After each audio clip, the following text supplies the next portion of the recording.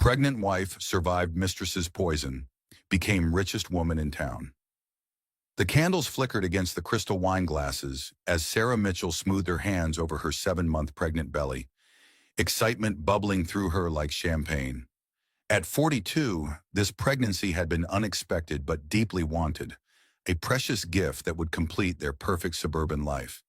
David's going to be so surprised, she whispered to herself, adjusting the ultrasound photo propped against the centerpiece. Tonight wasn't just their 15th wedding anniversary. It was the night she would finally reveal the baby's gender.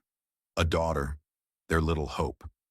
The dining room looked like something from a magazine spread, Sarah's former marketing skills evident in every carefully curated detail.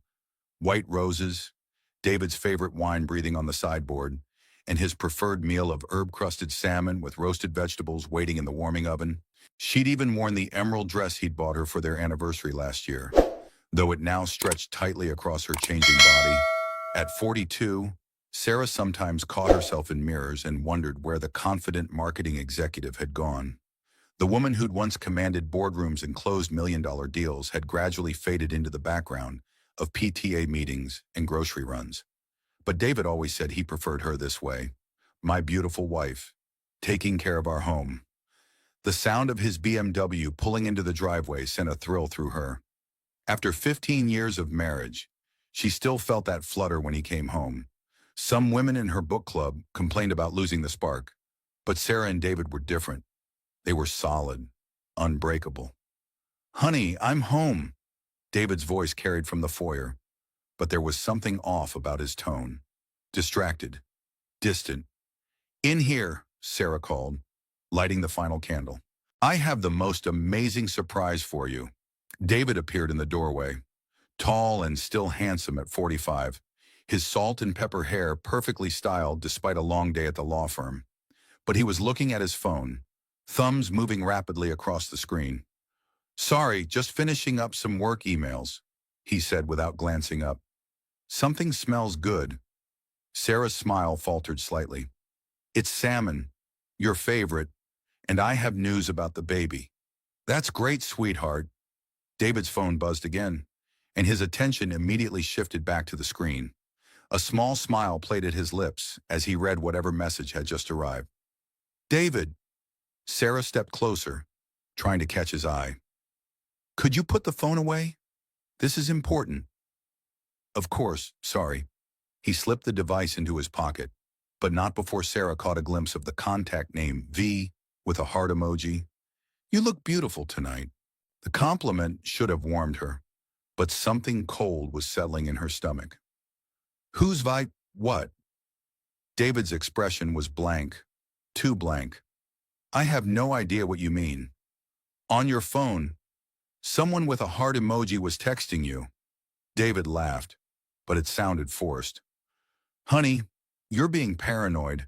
It's probably just a spam text or something from Victoria at the office about a case. Victoria, David's new assistant, hired 6 months ago when Mrs. Henderson retired. Sarah had met her once at the firm's Christmas party, a stunning young woman with glossy black hair and the kind of figure Sarah remembered having before pregnancy, and age had softened her own curves. Why would your assistant have a heart emoji by her name? Sarah, your pregnancy hormones are making you imagine things. David's voice carried that patronizing tone she'd been hearing more often lately. You know how emotional you get when you're expecting. The words stung because they echoed her own insecurities. Maybe she was being paranoid. Maybe the pregnancy was making her oversensitive. She'd read about that in one of her pregnancy books, how hormones could cause irrational fears and jealousy. You're right, she said quietly. I'm sorry. Let's just enjoy dinner. But as they sat down to eat, David's phone continued to buzz against the table. Each vibration sent a small shock through Sarah's nervous system. When he excused himself to take an important call about the Morrison case, she found herself staring at the ultrasound photo of their daughter. Their perfect life suddenly felt as fragile as the crystal glasses gleaming in the candlelight. 20 minutes later, David returned to find Sarah mechanically eating her salmon. The joy drained from her face. Everything okay? He asked, sliding back into his chair. Fine, Sarah lied. Just tired. Maybe you should go to bed early. I have some files to review anyway. The casual dismissal hit her like a slap. This was their anniversary. She'd planned this special evening for weeks, had news about their daughter that she'd been dying to share, and he was already mentally checking out to work. David, I wanted to tell you. His phone buzzed again. This time, he grabbed it immediately, his face lighting up as he read the message. That's when Sarah saw it clearly, the contact photo, a picture of Victoria Chen, David's assistant, smiling seductively at the camera, and the message preview that made Sarah's blood turn to ice. Can't wait for our weekend in Chicago. Room 412 is perfect for what we have planned. Love you, baby. The ultrasound photo slipped from Sarah's suddenly numb fingers, floating to the floor like a white flag of surrender. Sarah, you look pale. Are you feeling okay? She stared at her husband, this man she'd loved for 15 years, the father of her unborn child, the person she'd trusted with her entire life, and realized she was looking at a stranger. The words wouldn't come. Her throat felt constricted, like someone was squeezing her windpipe. Maybe you should lie down. Pregnancy can be exhausting. The concern in his voice was perfect. Practiced. How long had he been deceiving her with such skill? How many lies had she swallowed? Grateful for his attention. Yes, she managed. I think I need to lie down. Sarah excused herself and walked on unsteady legs to their ensuite bathroom, locking the door behind her. She turned on the faucet to mask the sound and finally let the tears come. Sliding down the bathroom door, she clutched her pregnant belly and sobbed. Rain began pattering against the window above the bathtub, the drops racing down the glass like the tears on her cheeks. In the mirror opposite, she could see herself, a 42-year-old pregnant woman sitting on her bathroom floor, her carefully planned anniversary dinner forgotten, her marriage crumbling around her. The woman who had once commanded respect in boardrooms was now cowering in her own bathroom, afraid to confront her cheating husband. But as Sarah wiped her eyes and caught sight of her reflection, something shifted. Maybe it was the fierce protectiveness she felt for her unborn daughter, or maybe it was 15 years of suppressed instincts finally breaking free. Whatever it was, it burned away the immediate shock and left something harder behind. She wasn't going to be a victim. Standing slowly, Sarah unlocked the bathroom door and walked back to the dining room with purpose. David was nowhere to be seen, but his jacket hung over his chair. Her hands shook only slightly as she reached into the inner pocket and pulled out his wallet. Credit card receipts. Hotel stays in Chicago, Milwaukee, Detroit. All cities where David claimed to have business conferences. All on dates when she'd been home alone, planning their future, decorating the nursery, believing in their perfect life, and tucked behind his driver's license, a business card, Victoria Chen, legal assistant, but written on the back in feminine handwriting, can't wait to start our new life together. Our new life together. The words hit Sarah like a physical blow. This wasn't just an affair. This was David planning to leave her, planning to abandon his pregnant wife for a woman half his age. Sarah sank into her chair, the business card trembling in her hands. Outside, the rain was coming down harder now, drumming against the windows like angry fingers. The candles had burned low, wax pooling on the table like tears. Her perfect life, her perfect marriage, her perfect husband, all of it was a lie. But as Sarah sat in the wreckage of her anniversary dinner, one thought crystallized with shocking clarity. If David thought he could discard her like an outdated piece of furniture, he was about to learn just how wrong he was. The woman he'd married might have been naive enough to trust him completely, but the woman she was about to become would be nobody's fool. Sarah carefully returned the wallet to David's jacket, smoothed her dress, and began clearing the dishes with steady hands. She had planning to do. 3 days after the anniversary dinner from hell, Sarah sat in the parking lot of David's law firm, hands gripping the steering wheel so tightly her knuckles had gone white. She'd barely slept since discovering David's affair, her mind churning through plans and possibilities like a broken washing machine. The morning sickness that had been manageable for months suddenly seemed worse. Waves of nausea hitting her at unexpected moments. Dr. Martinez had told her stress could exacerbate pregnancy symptoms, but Sarah hadn't mentioned the real source of her stress during yesterday's appointment. Through the floor-to-ceiling windows of Hartwell, Mitchell and Associates, she could see David's corner office. And there, leaning over his desk in a way that was far too intimate for a professional relationship, was Victoria Chen. Even from a distance, Sarah could see why David had been tempted. Victoria was everything Sarah felt she wasn't anymore. Young, slim, confident in her sexuality. Her black hair fell in a perfect curtain as she pointed to something on David's computer screen, her hand resting possessively on his shoulder. Sarah's phone buzzed with a text from David. "Working late again tonight. Don't wait up. Love you." The casual cruelty of the lie made Sarah's stomach lurch. While she was home every evening, swollen and uncomfortable, preparing his favorite meals and organizing the nursery, he was planning weekend getaways with his mistress. But today was going to be different. Today, Sarah was going to take control.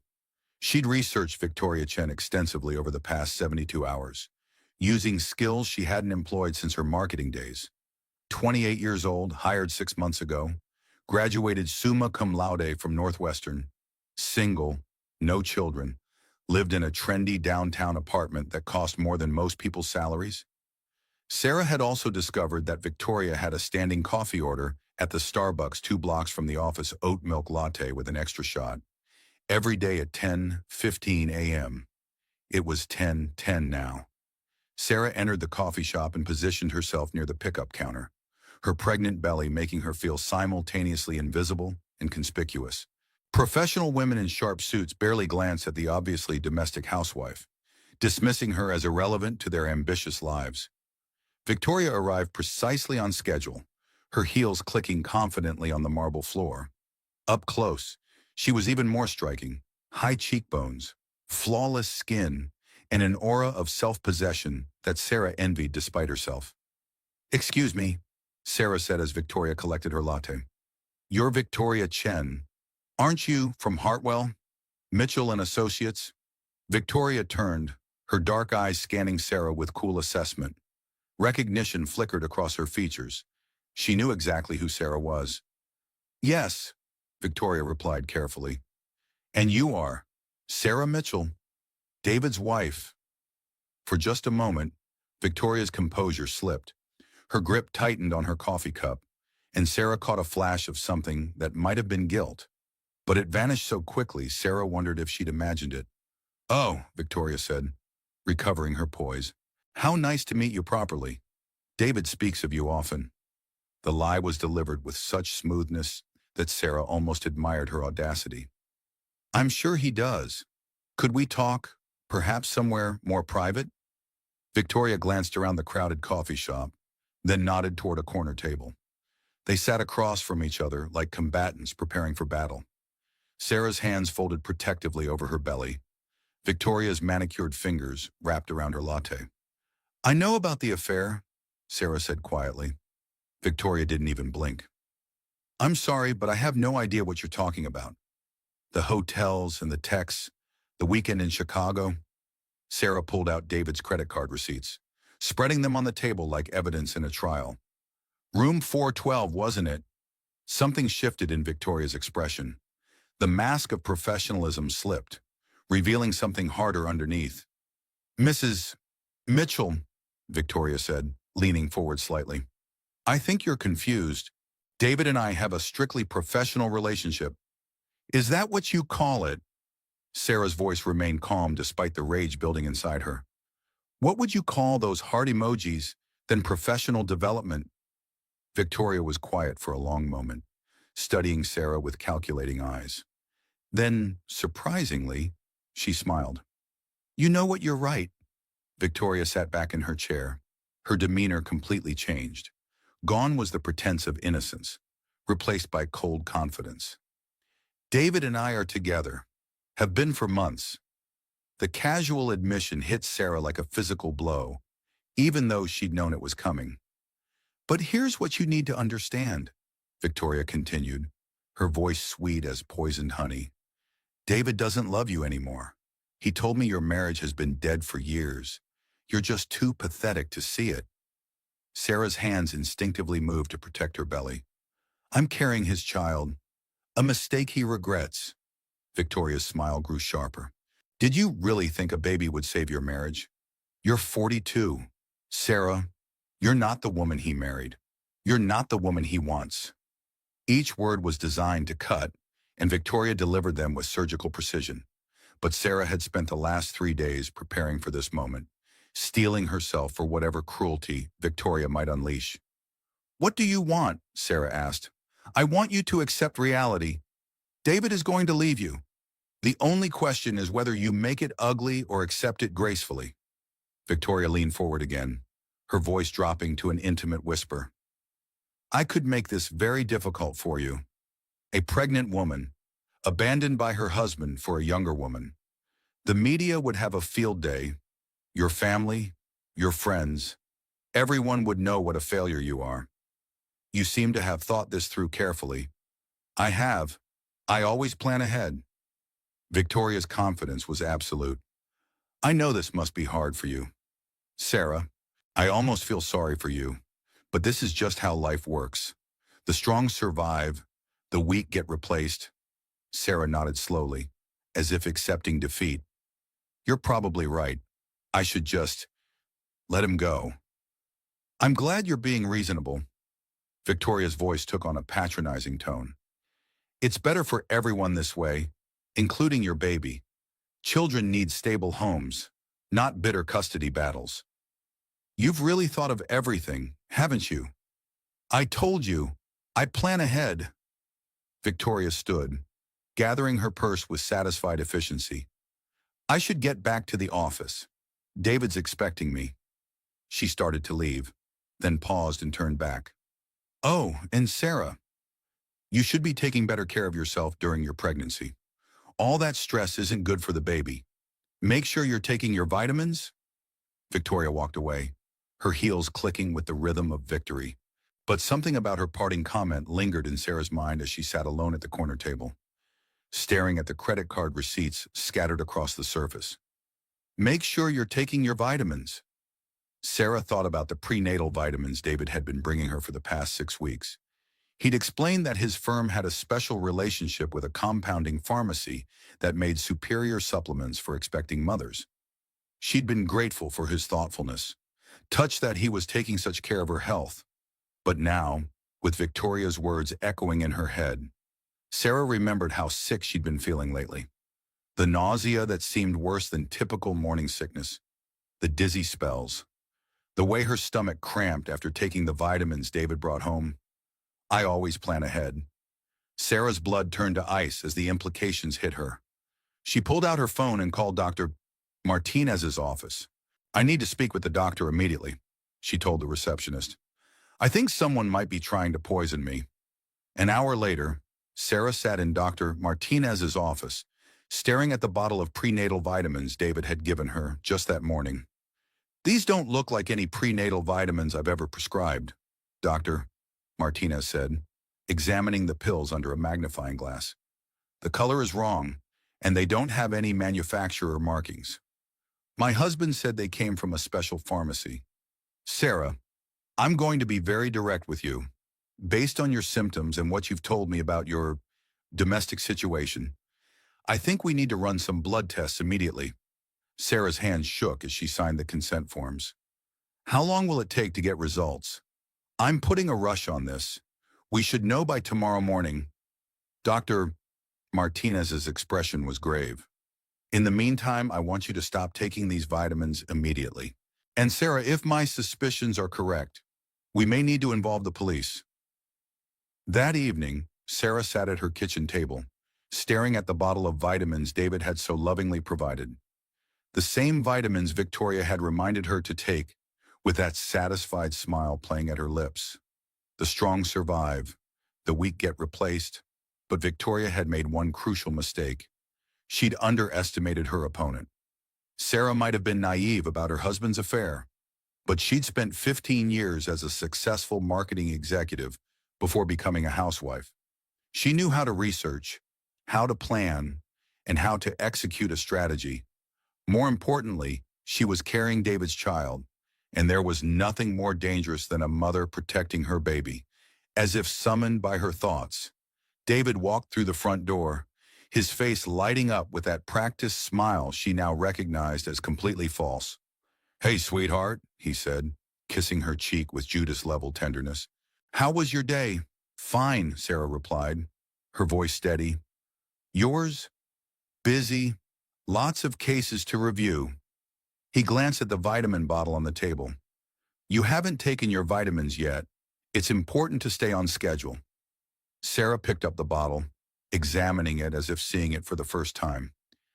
"These have been making me feel sick lately." "That's normal. Dr. Martinez said some women have reactions to prenatal vitamins, but they're important for the baby's development." David's voice carried just the right note of concerned husband. "Why don't you take them with some food that might help?" Sarah nodded and walked to the sink, running water into a glass. But instead of swallowing the pills, she palmed them, pretending to take the vitamins while actually disposing of them in the garbage disposal. "There," she said, turning back to David. "All done." "Good girl." The patronizing phrase that had once made her feel cherished now made her skin crawl. "I have some work to finish up. Don't wait up." After David disappeared into his home office, Sarah quietly retrieved the palmed pills from where she'd hidden them and sealed them in a plastic bag. Tomorrow's blood work would tell her if her suspicions were correct. But deep in her heart, she already knew the truth. Her husband and his mistress weren't just planning to steal her marriage and destroy her life. They were trying to kill her. The call came at 7:23 a.m. while Sarah was forcing down dry toast, her stomach still churning from whatever toxins had been accumulating in her system over the past 6 weeks. "Mrs. Mitchell, this is Dr. Martinez. I need you to come to the hospital immediately." Sarah's hand tightened on the phone. "The blood work. I can't discuss specifics over the phone, but I've already contacted the police. How quickly can you get here?" 45 minutes later, Sarah sat in Dr. Martinez's office and staring at a printout that might as well have been a death warrant. "Arsenic," Dr. Martinez said, her voice carefully controlled. "Low levels, but consistent exposure over several weeks. If you'd continued taking those vitamins—" She shook her head. "Sarah, someone has been systematically poisoning you." The words should have been shocking, but Sarah felt oddly calm. Having her suspicions confirmed was almost a relief after days of wondering if she was losing her mind. "What about the baby?" "The levels aren't high enough to cause immediate fetal distress, but continued exposure could have led to developmental problems, premature labor, or—" Dr. Martinez's voice trailed off, but Sarah understood. "Miscarriage." "Yes, we're going to start chelation therapy immediately to remove the arsenic from your system. But Sarah, you need to understand how serious this is. Someone tried to murder you and your child." Detective Ray Thompson arrived an hour later, a weathered man in his 50s who looked like he'd seen every possible variety of human cruelty. He listened without interruption as Sarah explained about David's affair, Victoria's threats, and the mysterious prenatal vitamins. "We'll need to test those pills you saved," Detective Thompson said, making notes in a worn notebook. "And we'll want to search your house for any other sources of contamination."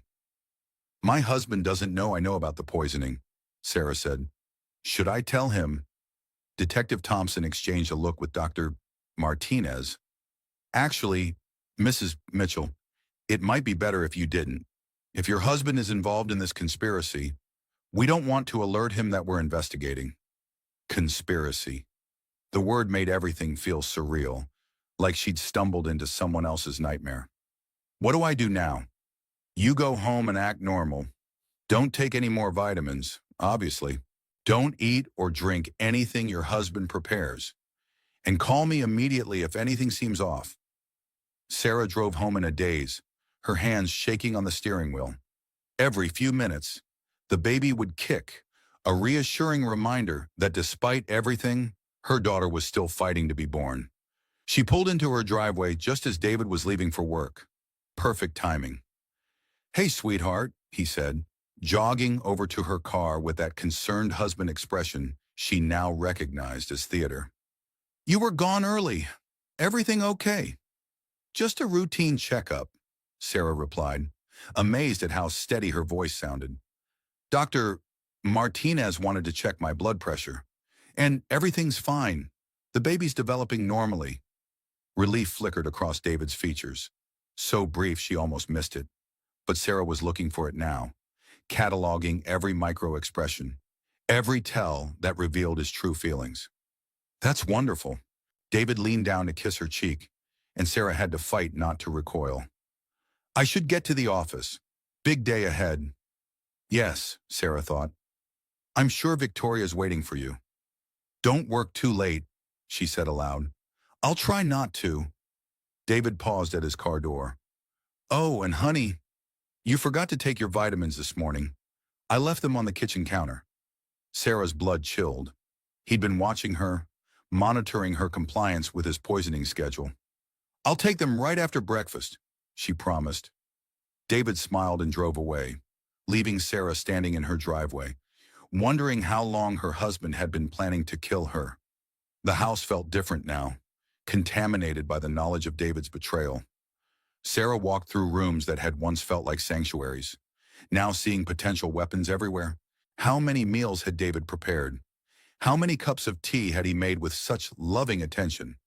She was examining the spice rack for signs of tampering when her phone rang. Unknown number. Hello, Mrs. Mitchell. This is Diane Chen, Victoria's grandmother. Sarah's heart stopped. What? Could we meet? There's something important I need to tell you about my granddaughter. An hour later, Sarah sat across from an elegant woman in her 70s at a quiet cafe across town. Diane Chen had Victoria's bone structure, but none of her coldness. Her eyes filled with what looked like genuine regret. I know about the affair, Diane said without preamble. Victoria told me she was involved with a married man. She was very pleased with herself. Why are you telling me this? Diane's hands wrapped around her teacup as if seeking warmth. Because my granddaughter is not the person I raised her to be. Victoria has always been ambitious. But lately, she shook her head. She's become someone I don't recognize. Mrs. Chen, I appreciate you reaching out, but I'm not sure what you expect me to do with this information. Victoria came to see me last week. She was asking about my will, about what would happen to my estate when I die. Diane's voice dropped to a whisper. She wanted to know if I'd ever consider leaving everything to someone other than family. Sarah's blood ran cold. What did you tell her? I told her that family was everything to me, but that I'd always believed character mattered more than blood. Diane reached across the table and touched Sarah's hand. Mrs. Mitchell, I think my granddaughter is planning something terrible, and I think you might be in danger. Before Sarah could respond, her phone buzzed with a text from David. Home early today. Making dinner. Can't wait to see you. Sarah's hands began to shake. David never cooked. In 15 years of marriage, she could count on one hand the number of meals he'd prepared. I have to go, Sarah said, standing so quickly she knocked over her water glass. Mrs. Mitchell, wait. But Sarah was already rushing toward her car, Diane's warnings echoing in her head. David was home early, making dinner, probably lacing it with enough arsenic to finish what the vitamins had started. She drove home with her heart pounding, trying to formulate a plan. She couldn't confront David directly, not when she had no backup and no proof beyond her own suspicions. But she couldn't keep pretending everything was normal either. Sarah parked in the driveway and took a deep breath before walking into what might be her last meal. The house smelled like garlic and herbs. David's voice calling cheerfully from the kitchen. Perfect timing, dinner's almost ready. She found him stirring a pot of what looked like her favorite pasta sauce, an apron tied around his waist like he was auditioning for the role of devoted husband. What's the occasion, Sarah asked, settling carefully onto a bar stool. Do I need an occasion to cook for my beautiful wife? David's smile was radiant, his performance flawless. I realized I've been working too much lately, not paying enough attention to you and the baby. Sarah watched him taste the sauce, then add a pinch of something from a small vial he quickly returned to his pocket. Her stomach lurched, but she kept her expression neutral. That's very thoughtful. I want to be a better husband, a better father. David turned to face her, his eyes shining with what looked like genuine emotion. Sarah, I love you so much. I know I haven't always shown it properly, but you and this baby are everything to me. The words she'd been longing to hear for months now felt like knives. How many times had she dreamed of David saying exactly these things?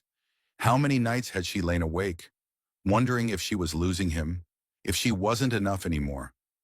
Now she knew it had all been a performance, designed to keep her compliant while he and Victoria executed their plan. I love you too, Sarah heard herself say, the lie bitter on her tongue.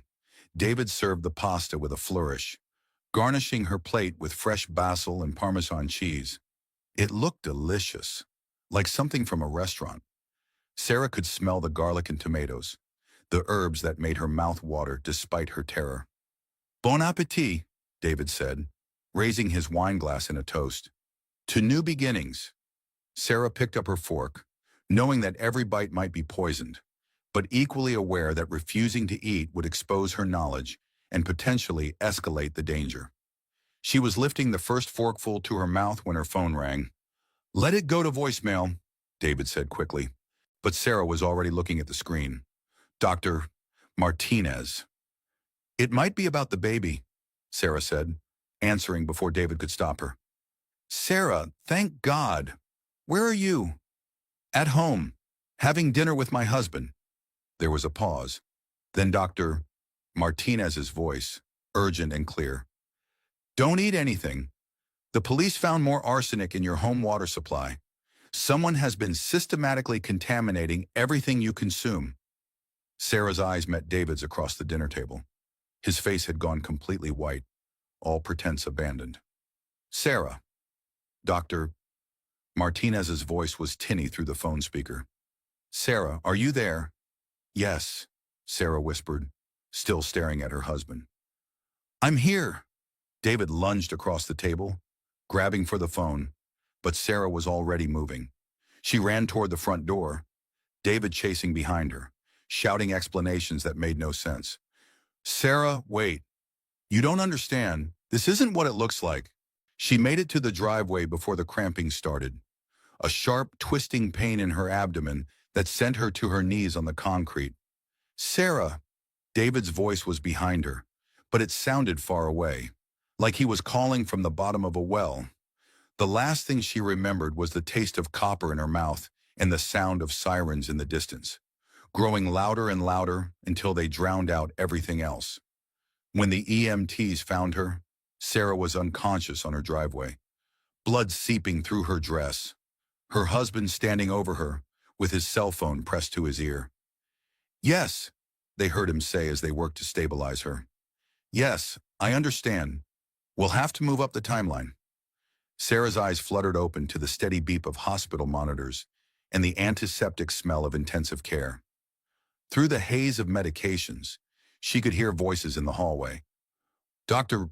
Martinez speaking in urgent, hushed tones to someone who sounded like Detective Thompson. The baby, Sarah's voice came out as a croak. A nurse appeared at her bedside, checking IV lines with practiced efficiency. She's stable. You both are. Thanks to how quickly the EMTs got to you. She, her daughter, still fighting, still holding on despite everything. Mrs. Mitchell.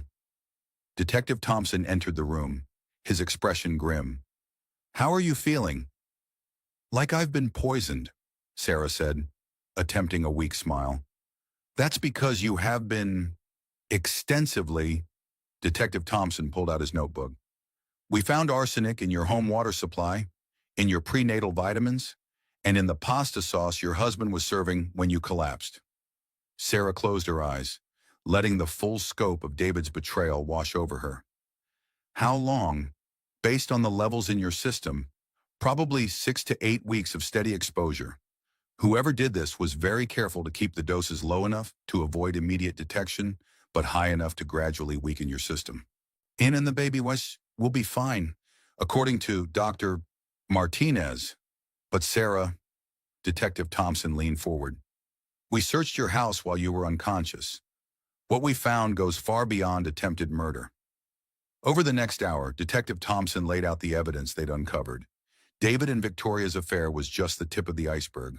For the past 8 months, they'd been systematically embezzling money from the law firm, creating false client accounts and siphoning funds into offshore accounts. $3.2 million, Detective Thompson said. Your husband and his girlfriend have been preparing to disappear. Sarah stared at the financial documents spread across her hospital bed. Bank statements, wire transfers, property deeds for a house in Costa Rica purchased under assumed names. They were going to fake my death, Sarah said, the pieces clicking into place. Make it look like I died from pregnancy complications. Collect the insurance money and start fresh somewhere else. That appears to be the plan. We found forged medical documents in your husband's office claiming you'd been diagnosed with a rare pregnancy-related condition that could cause sudden cardiac arrest. The casual, calculating cruelty of it took Sarah's breath away. Not only had David been planning to leave her for another woman, he'd been planning to murder her for insurance money and disappear with his mistress and their stolen millions. Where is he now? We arrested him this morning on charges of attempted murder, embezzlement, and conspiracy. Victoria Chen was picked up at the airport, trying to board a flight to Mexico. Sarah should have felt relieved, but instead she felt strangely empty. 15 years of marriage, 15 years of trust and love and shared dreams. And it had all been leading to this moment. Her husband in handcuffs, her marriage a crime scene. There's something else, Detective Thompson said carefully. We found evidence that David's been planning this for much longer than 8 months. He handed her a folder thick with documents, financial records dating back 2 years, showing David slowly liquidating their joint accounts and transferring money to hidden accounts. Insurance policies he'd increased without her knowledge. A storage unit rented under a false name, filled with fake identification documents and cash. He's done this before, hasn't he? Sarah asked, though she already knew the answer. We're looking into it. But Sarah, based on what we've found, your husband has been systematically planning to eliminate you for at least 2 years. The pregnancy just gave him a perfect cover story. Sarah thought about all the times David had encouraged her to quit her marketing job, to stay home and focus on being a wife. All the times he'd insisted on managing their finances because that's what husbands do. All the times he'd made her feel guilty for having her own bank account, her own credit cards, her own professional identity. He'd been isolating her, making her financially dependent, erasing her existence piece by piece until she was just an obstacle to be removed. The baby changed his timeline, Sarah realized. When I got pregnant, he had to accelerate his plans. Exactly. And that's probably what saved your life. If he'd had more time to implement the poisoning gradually, you might never have noticed the symptoms. A knock on the door interrupted them. Dr.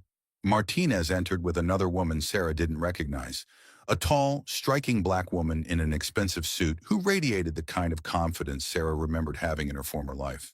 Sarah, this is Linda Washington, Dr. Martinez said. She's a criminal defense attorney who specializes in cases involving domestic abuse and financial crimes. Linda Washington extended her hand with a firm shake. Mrs. Mitchell, I've been following your case. I'd like to represent you. Represent me? But I'm the victim. You're about to be much more than that. Linda's smile was sharp as a blade. David and Victoria didn't just try to kill you. Sarah, they also forged documents in your name, used your identity to open fraudulent accounts, and listed you as a co-conspirator in their embezzlement scheme. Sarah's blood ran cold. What does that mean? It means that as far as the law firm's insurance company is concerned, you were in on the theft from the beginning. They're going to come after you for the missing money. But I didn't know anything about it. I believe you, but proving your innocence is going to require a fight. Linda sat down in the visitor's chair, her expression serious. Sarah, your husband didn't just try to murder you. He set you up to take the fall for his crimes. Even if you survive the poisoning, you could still lose everything. Your home, your savings, your freedom. Sarah stared at the ceiling, overwhelmed by the scope of David's betrayal. It wasn't enough for him to kill her. He'd wanted to destroy her reputation, her legacy, everything she'd worked for. What do you recommend? We fight back. Hard. Linda pulled out a legal pad. David and Victoria think they're so clever, but they made mistakes. We find those mistakes, we exploit them, and we make sure you don't just survive this, you win. I can't afford a lawyer.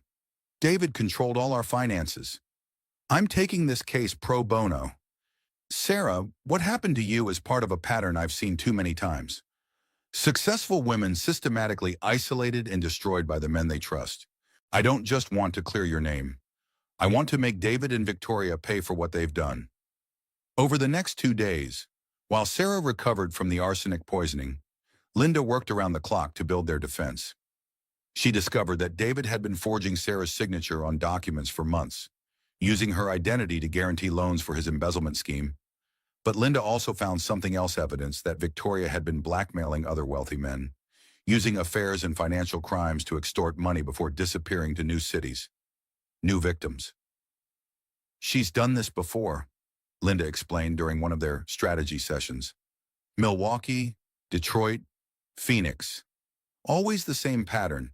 Seduce a married professional, help him embezzle from his firm, then disappear with the money when things get too hot. Then why is this time different? Because David fell in love with her. He wasn't supposed to be a mark who got discarded. He was supposed to be her partner.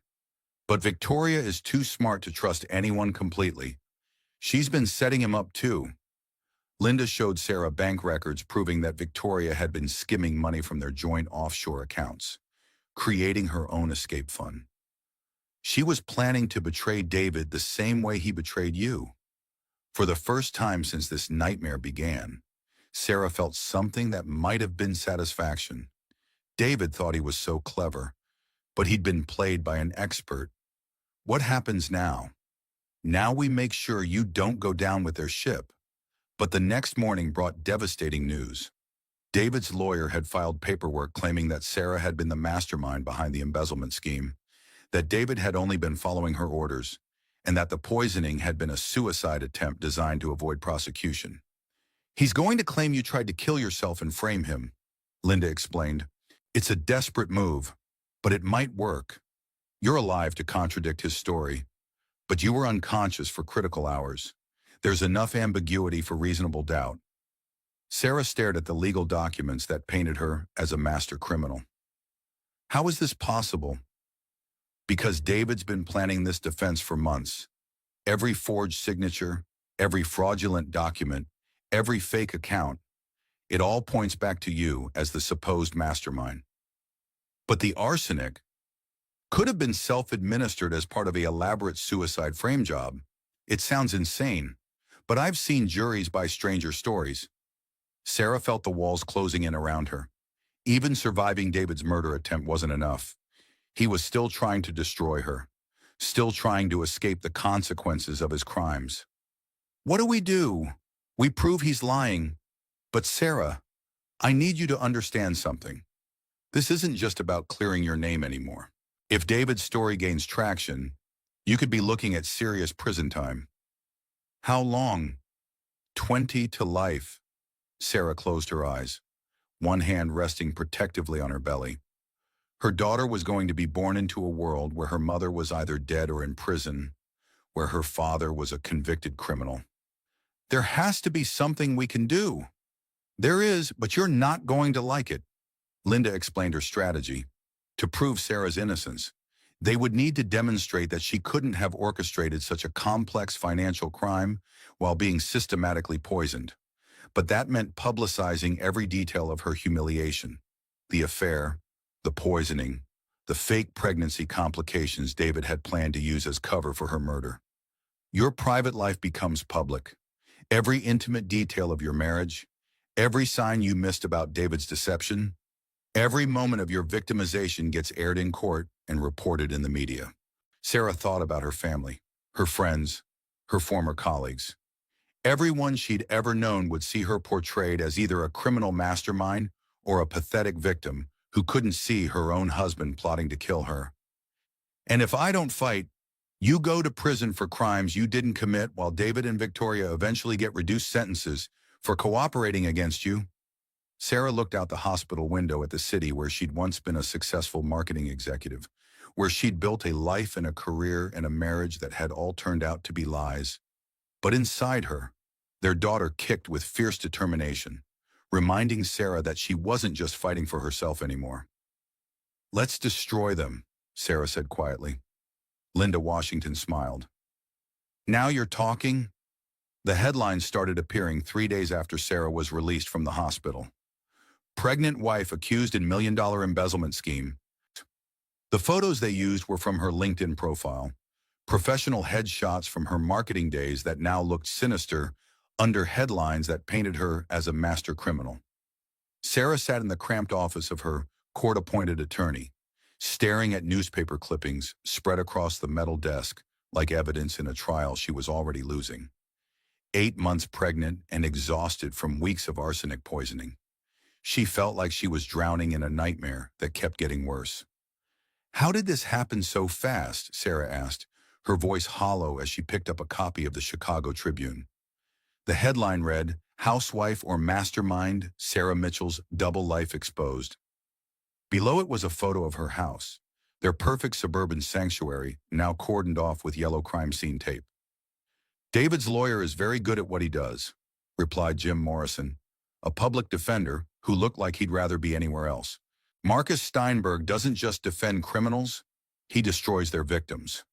This is his signature move, get ahead of the narrative. Paint the victim as the real villain." Sarah felt the baby kick hard against her ribs, as if her daughter was protesting the injustice of their situation. "They're making me sound like some kind of financial genius who orchestrated this whole thing. That's exactly what they're doing." Morrison slid a thick court filing across the desk. "David's claiming that you seduced him into embezzling money using your marketing expertise and business connections. He says you manipulated him emotionally and psychologically, convincing him that stealing from his own firm was justified because you deserved a better life." Sarah read through the document, each paragraph more outrageous than the last. According to David's version of events, Sarah had been the mastermind behind a complex financial fraud, using her pregnancy as emotional leverage to convince him to steal money for their future child. The filing painted her as a master manipulator who had spent months planning the theft while pretending to be a devoted housewife. "And the poisoning," Morrison's expression grew even grimmer. "A suicide attempt designed to frame him when you realize you were about to be caught. He's claiming you deliberately took arsenic to make yourself sick, planning to die and leave him holding the bag for your crimes." "That's insane." Sarah's hands moved protectively to her belly. "I almost lost my baby because of the poisoning. What kind of mother would risk her child's life for money?" "The kind David's lawyer is painting you as. A desperate woman who got in over her head and was willing to do anything to avoid consequences." Morrison pulled out another file. "But Sarah, I need to prepare you for what's coming. The DA's office has decided to press formal charges against you." Sarah's world tilted sideways. "What kind of charges?" "Conspiracy to commit embezzlement, wire fraud, money laundering, and conspiracy to commit insurance fraud." Morrison's voice was carefully controlled, like he was reading a grocery list instead of potentially destroying a woman's life. "They're going to arrest you tomorrow morning." The words hit Sarah like physical blows. Each charge carried years in prison, and together they represented a sentence that would take her away from her daughter for decades. "I'm going to jail. Temporarily, we'll fight for bail, but given the amount of money involved and the flight risk you supposedly represent, it's going to be expensive. Probably $2 million or more." "I don't have any money. David emptied our accounts." Sarah thought about the few $1,000s she had left in her personal checking account, money she'd been saving to buy baby clothes and nursery furniture. "How am I supposed to post bail with no assets?" That's a problem we'll have to figure out," Morrison admitted, looking uncomfortable. Sarah realized with crystal clarity that her court-appointed attorney had already written her off as a lost cause. He was going through the motions of representation while expecting her to plead guilty and accept whatever deal the prosecutor offered. What if I'm innocent? Morrison's laugh was bitter. Mrs. Mitchell, in cases like this, innocence is a luxury most people can't afford. The evidence against you is compelling. Even if it's fabricated, David's got a top-tier defense team. You've got me, and the media has already convicted you in the court of public opinion. That night, Sarah lay awake in her empty house, staring at the ceiling, while her daughter moved restlessly inside her. Every news channel was running her story, each report more damaging than the last. Former colleagues were interviewed about her suspicious resignation from her marketing job years earlier. Neighbors speculated about how quiet she'd always been, how they'd always suspected something wasn't right about her perfect marriage. The character assassination was systematic and devastating. By morning, Sarah Mitchell had been transformed from sympathetic victim to public enemy in the minds of millions of people who'd never met her. The arrest came at 6 to 17 a.m., just as Sarah was trying to force down some toast to settle her churning stomach. The doorbell rang, followed immediately by heavy pounding that rattled the windows. Sarah Mitchell, Chicago police opened the door. Sarah looked through the peephole to see a small army of police officers, their badges gleaming in the early morning light. Behind them, she could see news vans lined up along her street like vultures waiting for carrion. "I'm 8 months pregnant," Sarah called through the door. "Can I please have a moment to get dressed properly?" "You have 2 minutes, ma'am, then we're coming in." Sarah hurried to her bedroom, pulling on the most modest dress she owned, a navy blue maternity dress that David had always said made her look respectable. The irony wasn't lost on her that she was dressing for her arrest in clothes her would-be murderer had chosen. When she opened the front door, the camera flashes were blinding. Sarah raised her hands to shield her eyes, then realized the gesture made her look like she was trying to hide her face in shame. Everything she did would be interpreted as evidence of guilt. "Sarah Mitchell, you're under arrest for conspiracy to commit embezzlement, wire fraud, money laundering, and conspiracy to commit insurance fraud." The lead officer's voice was loud enough for the reporters to capture every word. "You have the right to remain silent." The handcuffs clicked around Sarah's wrists, cold metal biting into her skin. At 8 months pregnant, her center of gravity was completely off, and the restraints made it nearly impossible to maintain her balance as officers guided her down the front steps of her home. The perp walk felt like it lasted hours, though it was probably less than 30 seconds. Every step was captured by dozens of cameras, every stumble and wince broadcast live on morning television. Sarah could hear reporters shouting questions that felt like accusations. "Mrs. Mitchell, did you really try to kill yourself to frame your husband? How does it feel to know your baby will be born in prison? Do you have any remorse for the families you've hurt with your crimes? Were you planning to flee the country with the stolen money?" Each question was designed to make her look guilty regardless of how she responded. If she answered, she'd look defensive. If she stayed silent, she'd look like she was hiding something.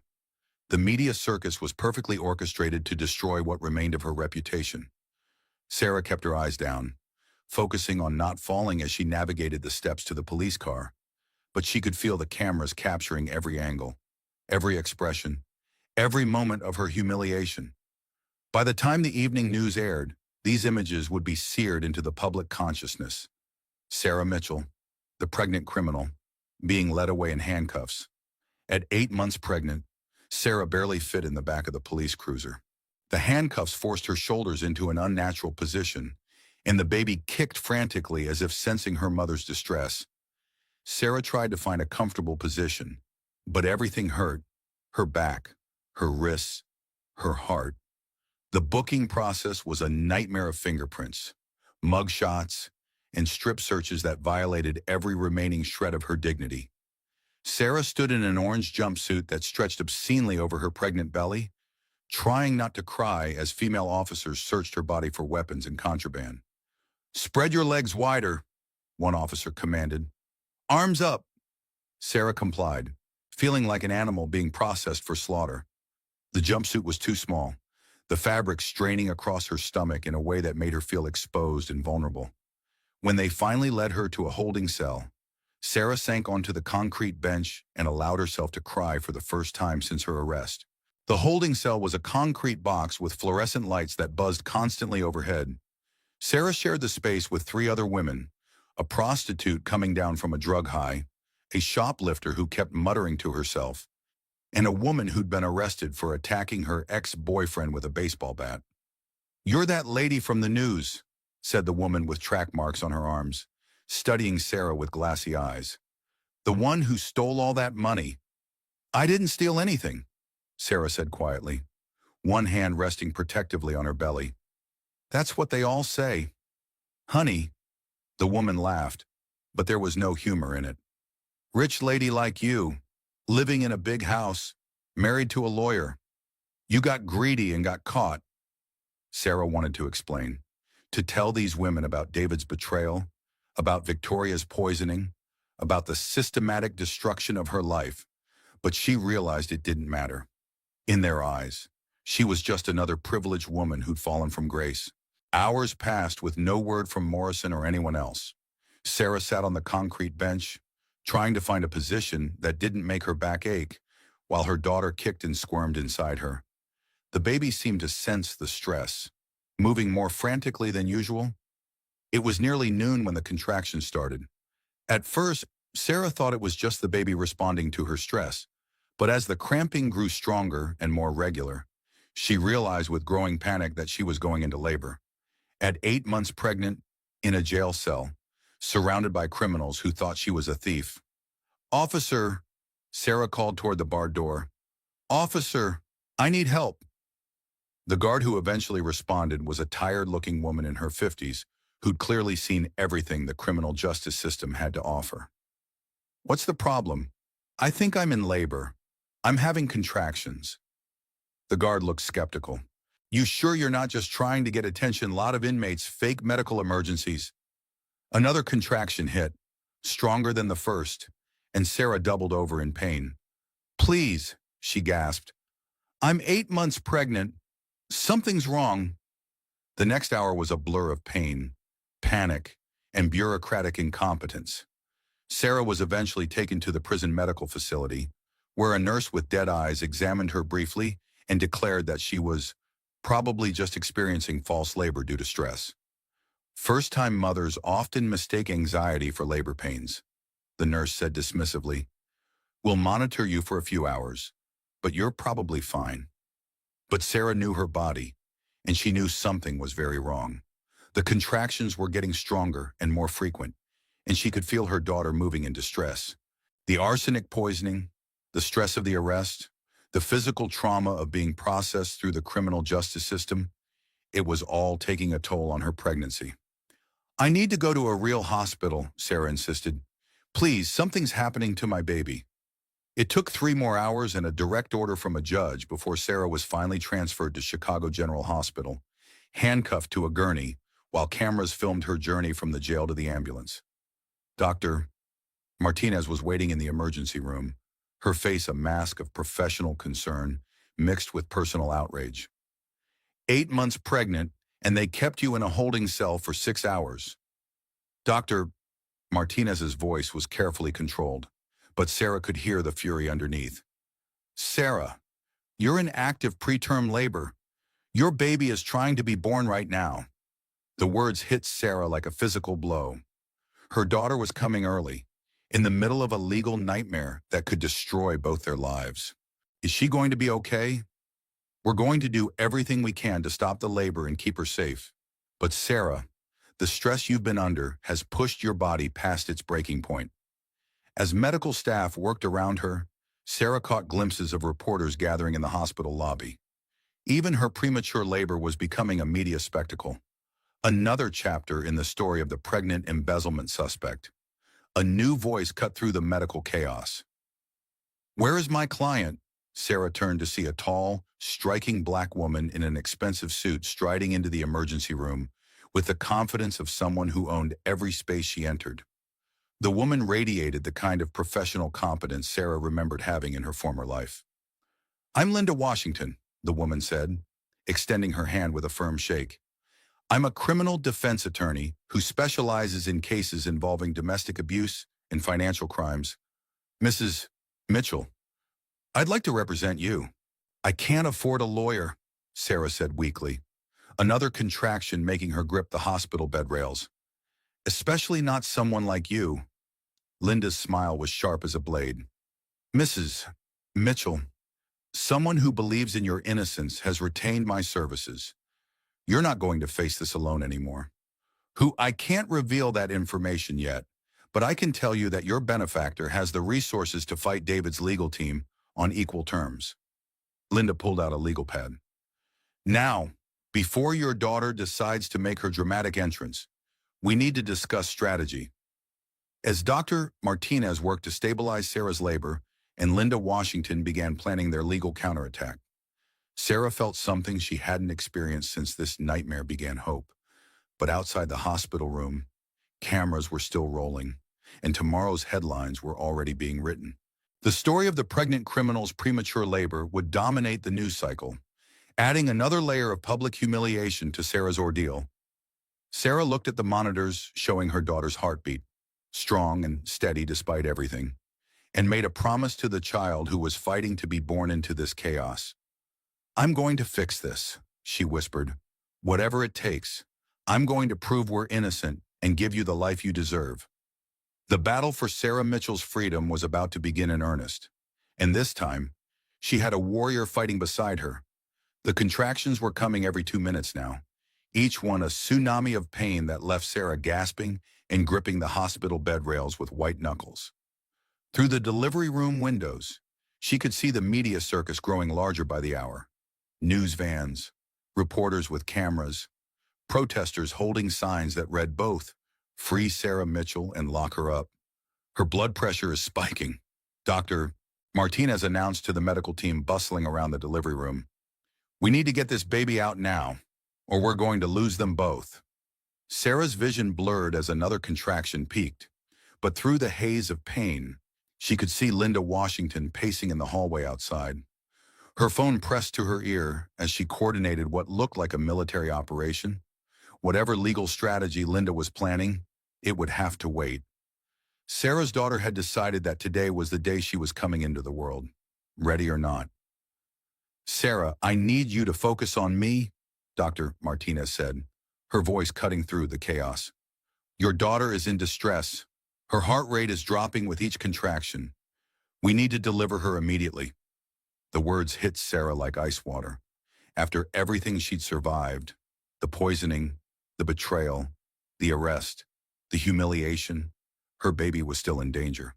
The arsenic that David and Victoria had fed her for weeks was still threatening her daughter's life, even now. Is she going to be okay? Sarah gasped between contractions. She's a fighter, just like her mother. Dr.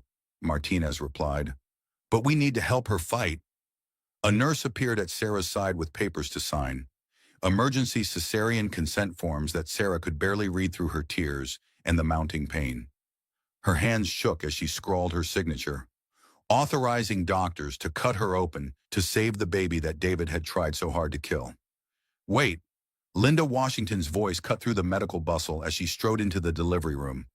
Before you take her into surgery, there's something Sarah needs to know. Ms. Washington, this isn't the time, Dr. Martinez began. It's exactly the time. Linda's expression was fierce with triumph. Sarah, the FBI just arrested David. He was trying to board a private jet to Costa Rica with Victoria. They found $3 million in cash and false passports. Sarah felt something shift inside her chest, something that had nothing to do with labor pains. David had been caught.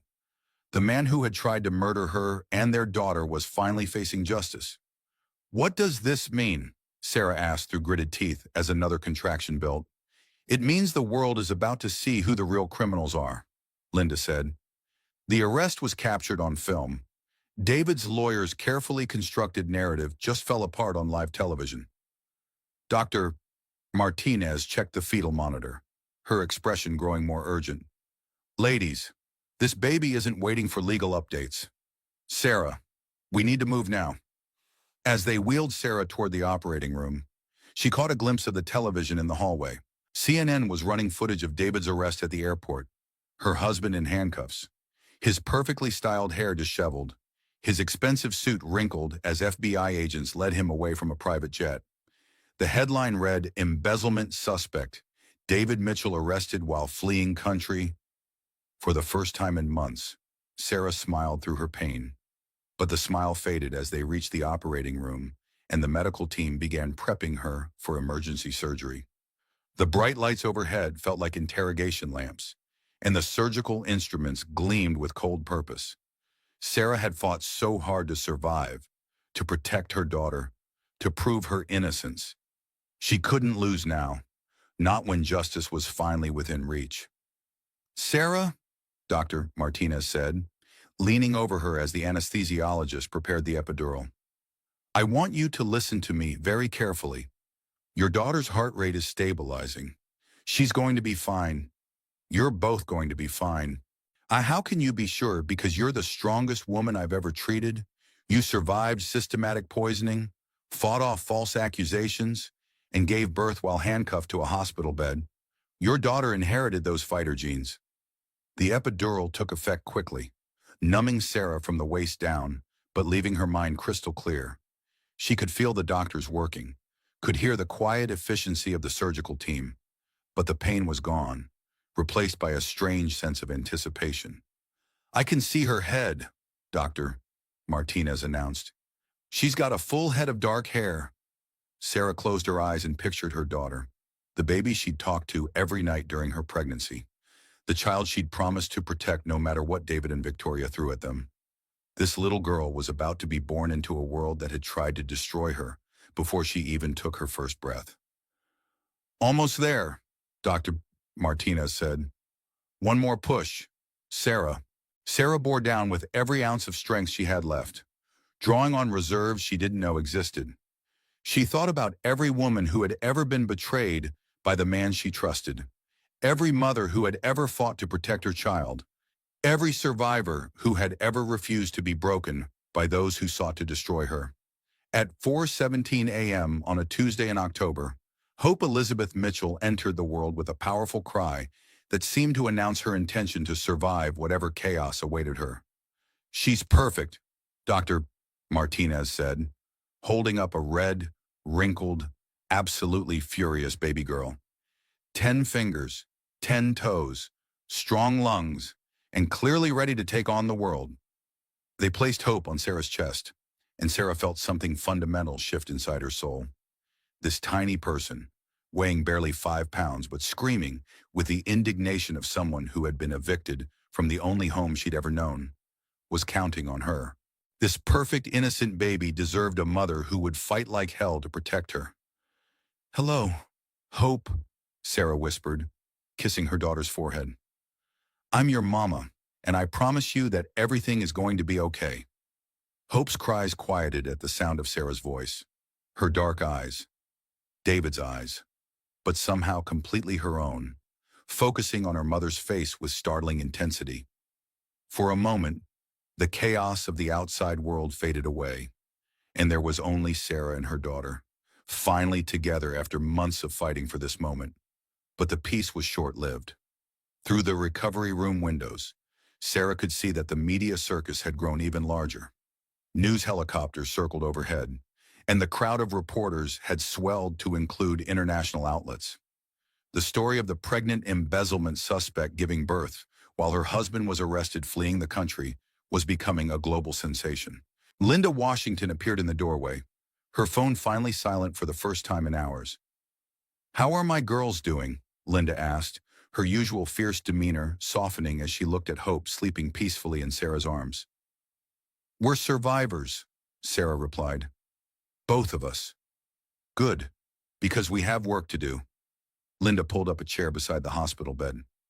"David's arrest has changed everything. The media narrative is shifting in your favor, but we need to move quickly to capitalize on it."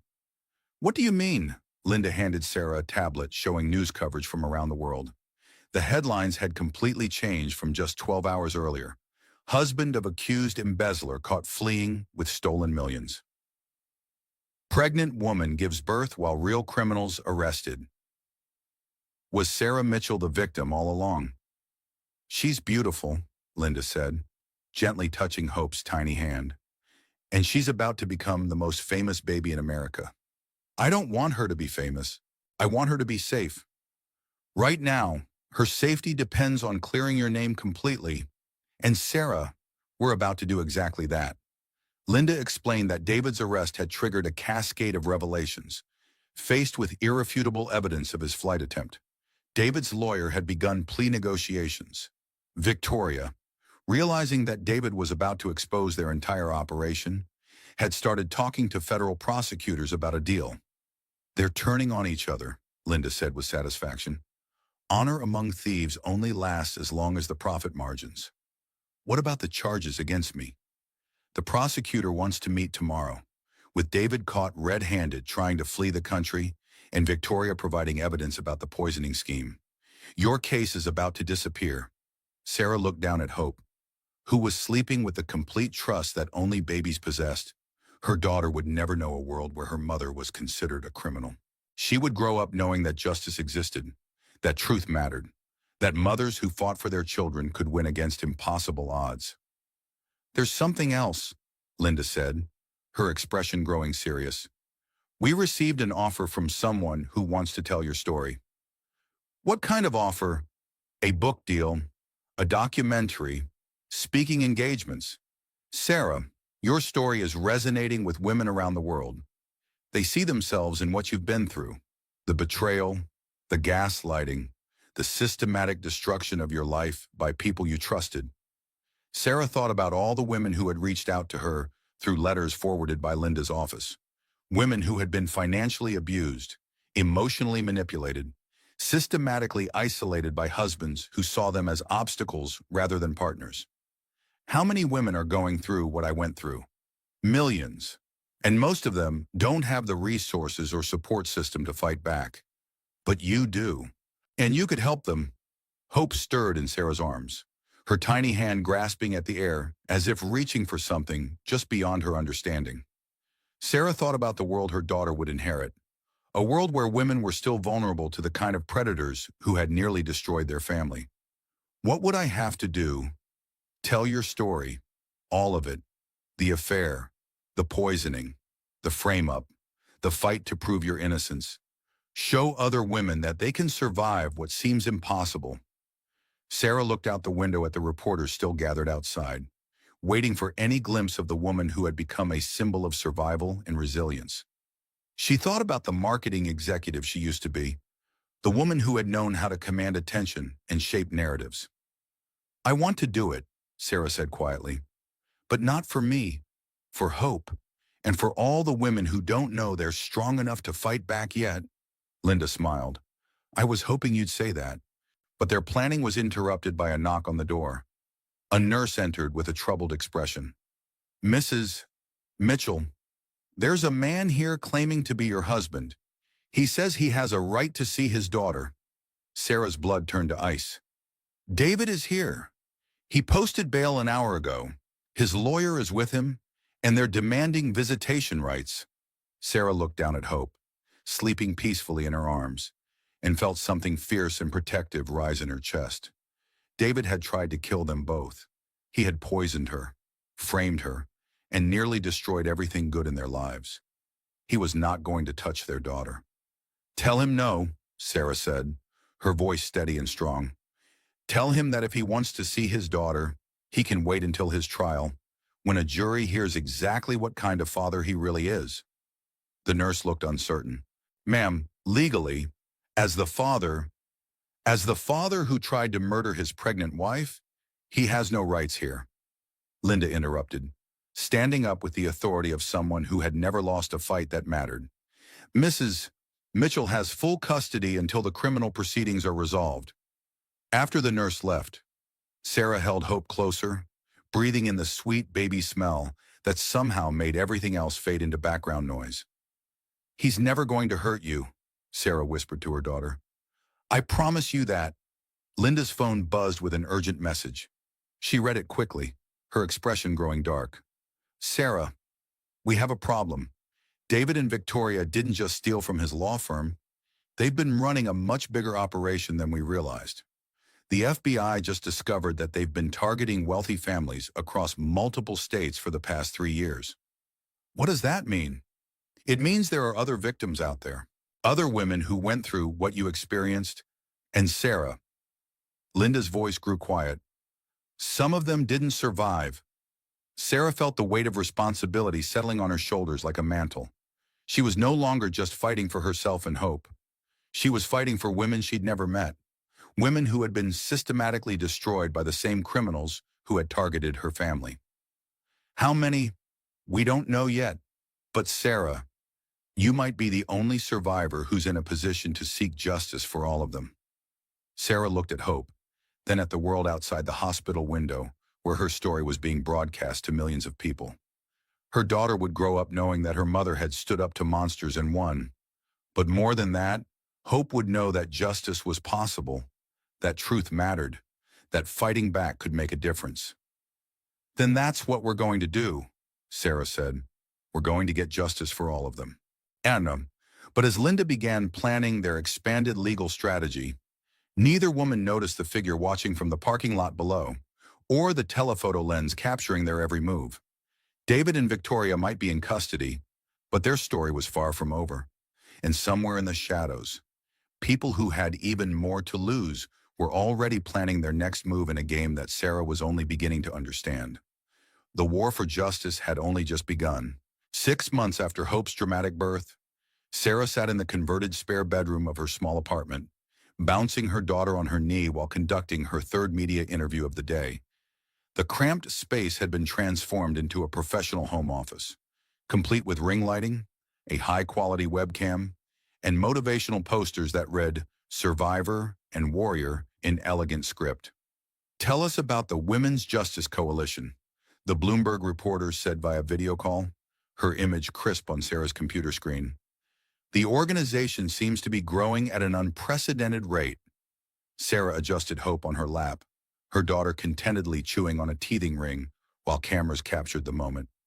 "When I was going through my own legal nightmare, I realized how many women are facing similar situations: systematic financial abuse, isolation, betrayal by the people they trust most. I wanted to create the support system I wish I'd had. What had started as a simple support group in her living room had exploded into a nationwide movement.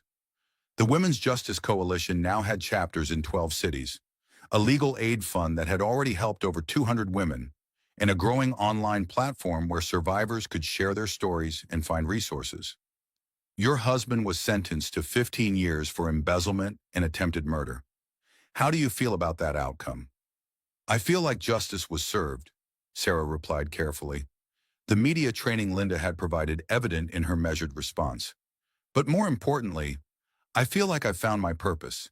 David tried to destroy my life, but he actually revealed my strength." After the interview ended, Sarah put Hope down for her afternoon nap and returned to her computer, where dozens of emails awaited her attention. Women from across the country wrote to her daily, sharing stories of financial abuse, systematic gaslighting, and betrayal that echoed her own experience in terrifying detail. "Dear Sarah," one email began, "my husband has been slowly poisoning me for months while having an affair with his business partner. I didn't know who to trust until I found your story. Can you help me?" Sarah had learned to compartmentalize the emotional weight of these stories, but they still hit her like physical blows. The scope of domestic financial abuse was staggering, and most victims had no idea where to turn for help.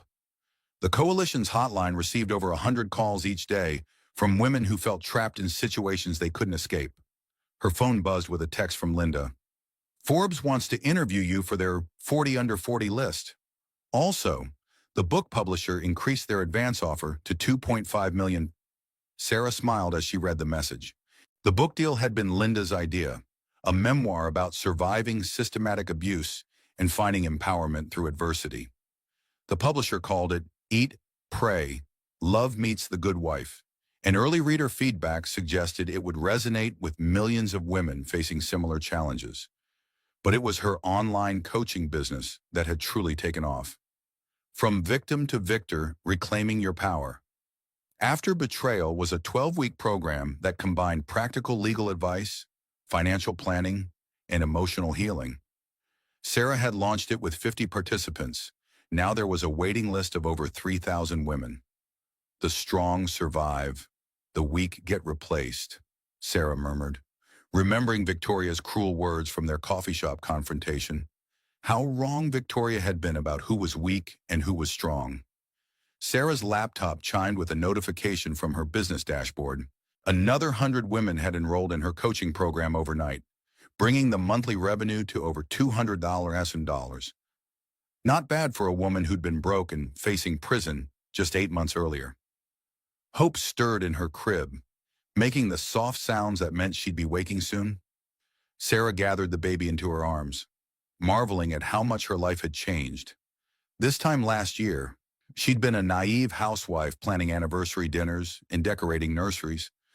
Now she was a successful entrepreneur, helping women across the globe reclaim their lives from abusive partners. "Mama's building an empire," Sarah whispered to Hope, who responded with a gummy smile that made Sarah's heart melt. An empire that helps other mamas be strong. Her success hadn't gone unnoticed by the media. Sarah had been featured on the covers of Women's Health, Entrepreneur, and People magazines. The Women's Justice Coalition had received endorsements from celebrities like Oprah Winfrey and Reese Witherspoon, lending credibility and visibility to their mission. But it was the testimonials from the women she'd helped that meant the most to Sarah. Letters from survivors who had escaped abusive marriages, rebuilt their finances, and found the courage to press charges against their abusers. Each success story was proof that Sarah's nightmare had served a purpose greater than her individual trauma. Sarah was responding to emails when her computer screen suddenly went black. "That's weird," she muttered, checking the power cables. The laptop was plugged in, the Wi-Fi was working, but her screen remained dark. She tried restarting the computer, but instead of her familiar desktop, a message appeared in red text: "Sarah Mitchell is a fraud. Check her real criminal record at www.sarahmitchelltruth.com." Sarah's blood turned to ice. She grabbed her phone and navigated to the website mentioned in the message. What she found made her stomach lurch with familiar dread. The site looked professional, complete with official-looking documents and legal seals. According to the carefully crafted content, Sarah Mitchell had been arrested multiple times for fraud, had embezzled money from her previous marketing job, and was currently under investigation for misappropriating funds from the Women's Justice Coalition. None of it was true, but it looked absolutely convincing. Sarah's phone began ringing immediately. Linda's name appeared on the screen. "Sarah, we have a major problem," Linda said without preamble. "Someone just launched a coordinated attack on your reputation. The fake website, the hacked computer. It's all connected." "How bad is it?" "Bad. The website is already trending on social media. Someone bought promoted posts across Facebook, Twitter, and Instagram. Millions of people are seeing these false accusations." Sarah felt the familiar sensation of walls closing in around her. Just when she'd finally built something meaningful, something that helped other women, the forces that had tried to destroy her before were back with a vengeance. "This is David and Victoria, isn't it?" "It has to be." "But Sarah, they're both in federal prison. Someone on the outside is coordinating this attack." Sarah's laptop screen flickered back to life, but instead of her business dashboard, she found that all her files had been corrupted. 8 months of work, client lists, program materials, financial records had been systematically destroyed. Her phone buzzed with notifications from the coalition's social media accounts. Someone had hacked their Facebook page and posted messages claiming that Sarah had been stealing donations meant for abuse survivors. The Twitter account was filled with fabricated testimonials from women claiming that Sarah's coaching program was a scam. "Linda, they're destroying everything I've built. Not if I can help it. I've already contacted the FBI's cybercrimes unit. This level of sophisticated attack requires significant resources and technical expertise." But the damage was spreading faster than they could contain it. Sarah watched in horror as her carefully built reputation crumbled in real time. The coaching program's website went down, replaced by a message claiming the business was under federal investigation. The coalition's donation platform was flooded with fake charges that triggered fraud alerts from credit card companies. Within 2 hours, Sarah's business empire was in free fall. The phone calls started immediately. Coaching clients demanding refunds, media outlets wanting statements about the fraud allegations, coalition board members asking if the accusations were true. Each conversation was another knife to Sarah's carefully rebuilt confidence. "This is exactly what they did before," Sarah told Linda during an emergency video call. "Create false evidence, manipulate the narrative, destroy my credibility before I can defend myself. But this time we're ready for them. Sarah, I need you to stay calm and let me handle this." "How can I stay calm? They're using my success against me. Every woman I've helped, every life I've touched, they're turning it all into evidence that I'm a criminal." Hope began crying from her crib, sensing her mother's distress. Sarah picked up her daughter and paced the small apartment, trying to process the magnitude of what was happening. Her phone rang again. This time it was Dr. Rachel Martinez. "Sarah, I just saw the news. Please tell me these accusations aren't true." "Rachel, you know me. You delivered my baby. You've seen what I've been through. Of course they're not true." There was a pause that lasted too long. "I want to believe you, Sarah, but the evidence looks very convincing. The website has documents with your signature, bank records showing large transfers. They're forged just like the evidence David planted before." "I'm sorry, Sarah. Until this gets resolved, the hospital board has asked me to suspend my involvement with the coalition." The call ended, leaving Sarah staring at her phone in disbelief. If Dr. Martinez, who had witnessed Sarah's poisoning firsthand, could be swayed by fake evidence, how many other allies would abandon her? The answer came quickly. By evening, 3 coalition board members had resigned. The book publisher had suspended her contract pending investigation, and 24 coaching clients had demanded immediate refunds. Sarah sat on her apartment floor, Hope sleeping peacefully in her arms, watching her life's work dissolve in real time. The women who had looked up to her as a symbol of survival and resilience now saw her as just another fraud who had exploited their pain for profit. "We're going to fight this," Linda said during their late-night strategy session. "Whoever is behind this attack made mistakes. Digital forensics will trace the source of the hacks and will prove the documents are fabricated. How long will that take? Weeks, maybe months? And Sarah, you need to prepare for the possibility that the damage might be permanent. Public trust is fragile, especially for someone with your history." Sarah looked at Hope, who had fallen asleep clutching her mother's finger. Her daughter deserved better than a mother whose reputation could be destroyed overnight by anonymous enemies with unlimited resources. "Maybe I should just disappear," Sarah said quietly. "Take Hope somewhere safe and start over with new identities." That's exactly what they want. Sarah, you've helped thousands of women find their strength. If you run now, what message does that send to the survivors who are counting on you? Before Sarah could answer, her secure phone, the one used only for coalition business, rang with an unknown number. "Mrs. Mitchell, this is Harrison Blackwood from Blackwood, Sterling and Associates. I represent a client who has been following your work with great interest." "Mr. Blackwood, if this is about the accusations, on the contrary, my client is very impressed with how you've handled yourself under attack. We'd like to offer our assistance." "What kind of assistance?" "The kind that makes problems disappear permanently. My client has resources that make your current adversaries look like amateurs." Sarah exchanged a look with Linda, who was listening on speakerphone. "Who is your client?" "Someone who prefers to remain anonymous for now. But I can tell you that they have personal reasons for wanting to see you succeed and your enemies destroyed." "What do they want in return?" "Nothing. Mrs. Mitchell, consider it an investment in justice." After Blackwood hung up, Sarah and Linda sat in stunned silence. "This could be another trap," Linda warned. "Someone offering help when you're desperate is usually someone with their own agenda." But Sarah was thinking about the thousands of women who depended on the coalition for support.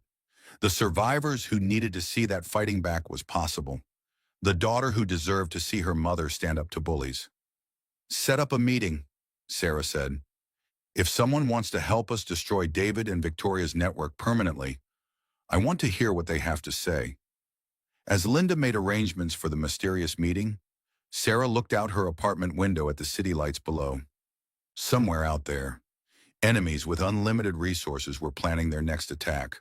But Sarah Mitchell was no longer the frightened housewife who had discovered her husband's affair 8 months ago. She was a warrior who had built an empire from the ashes of betrayal, and warriors didn't surrender without a fight. The real battle was just beginning.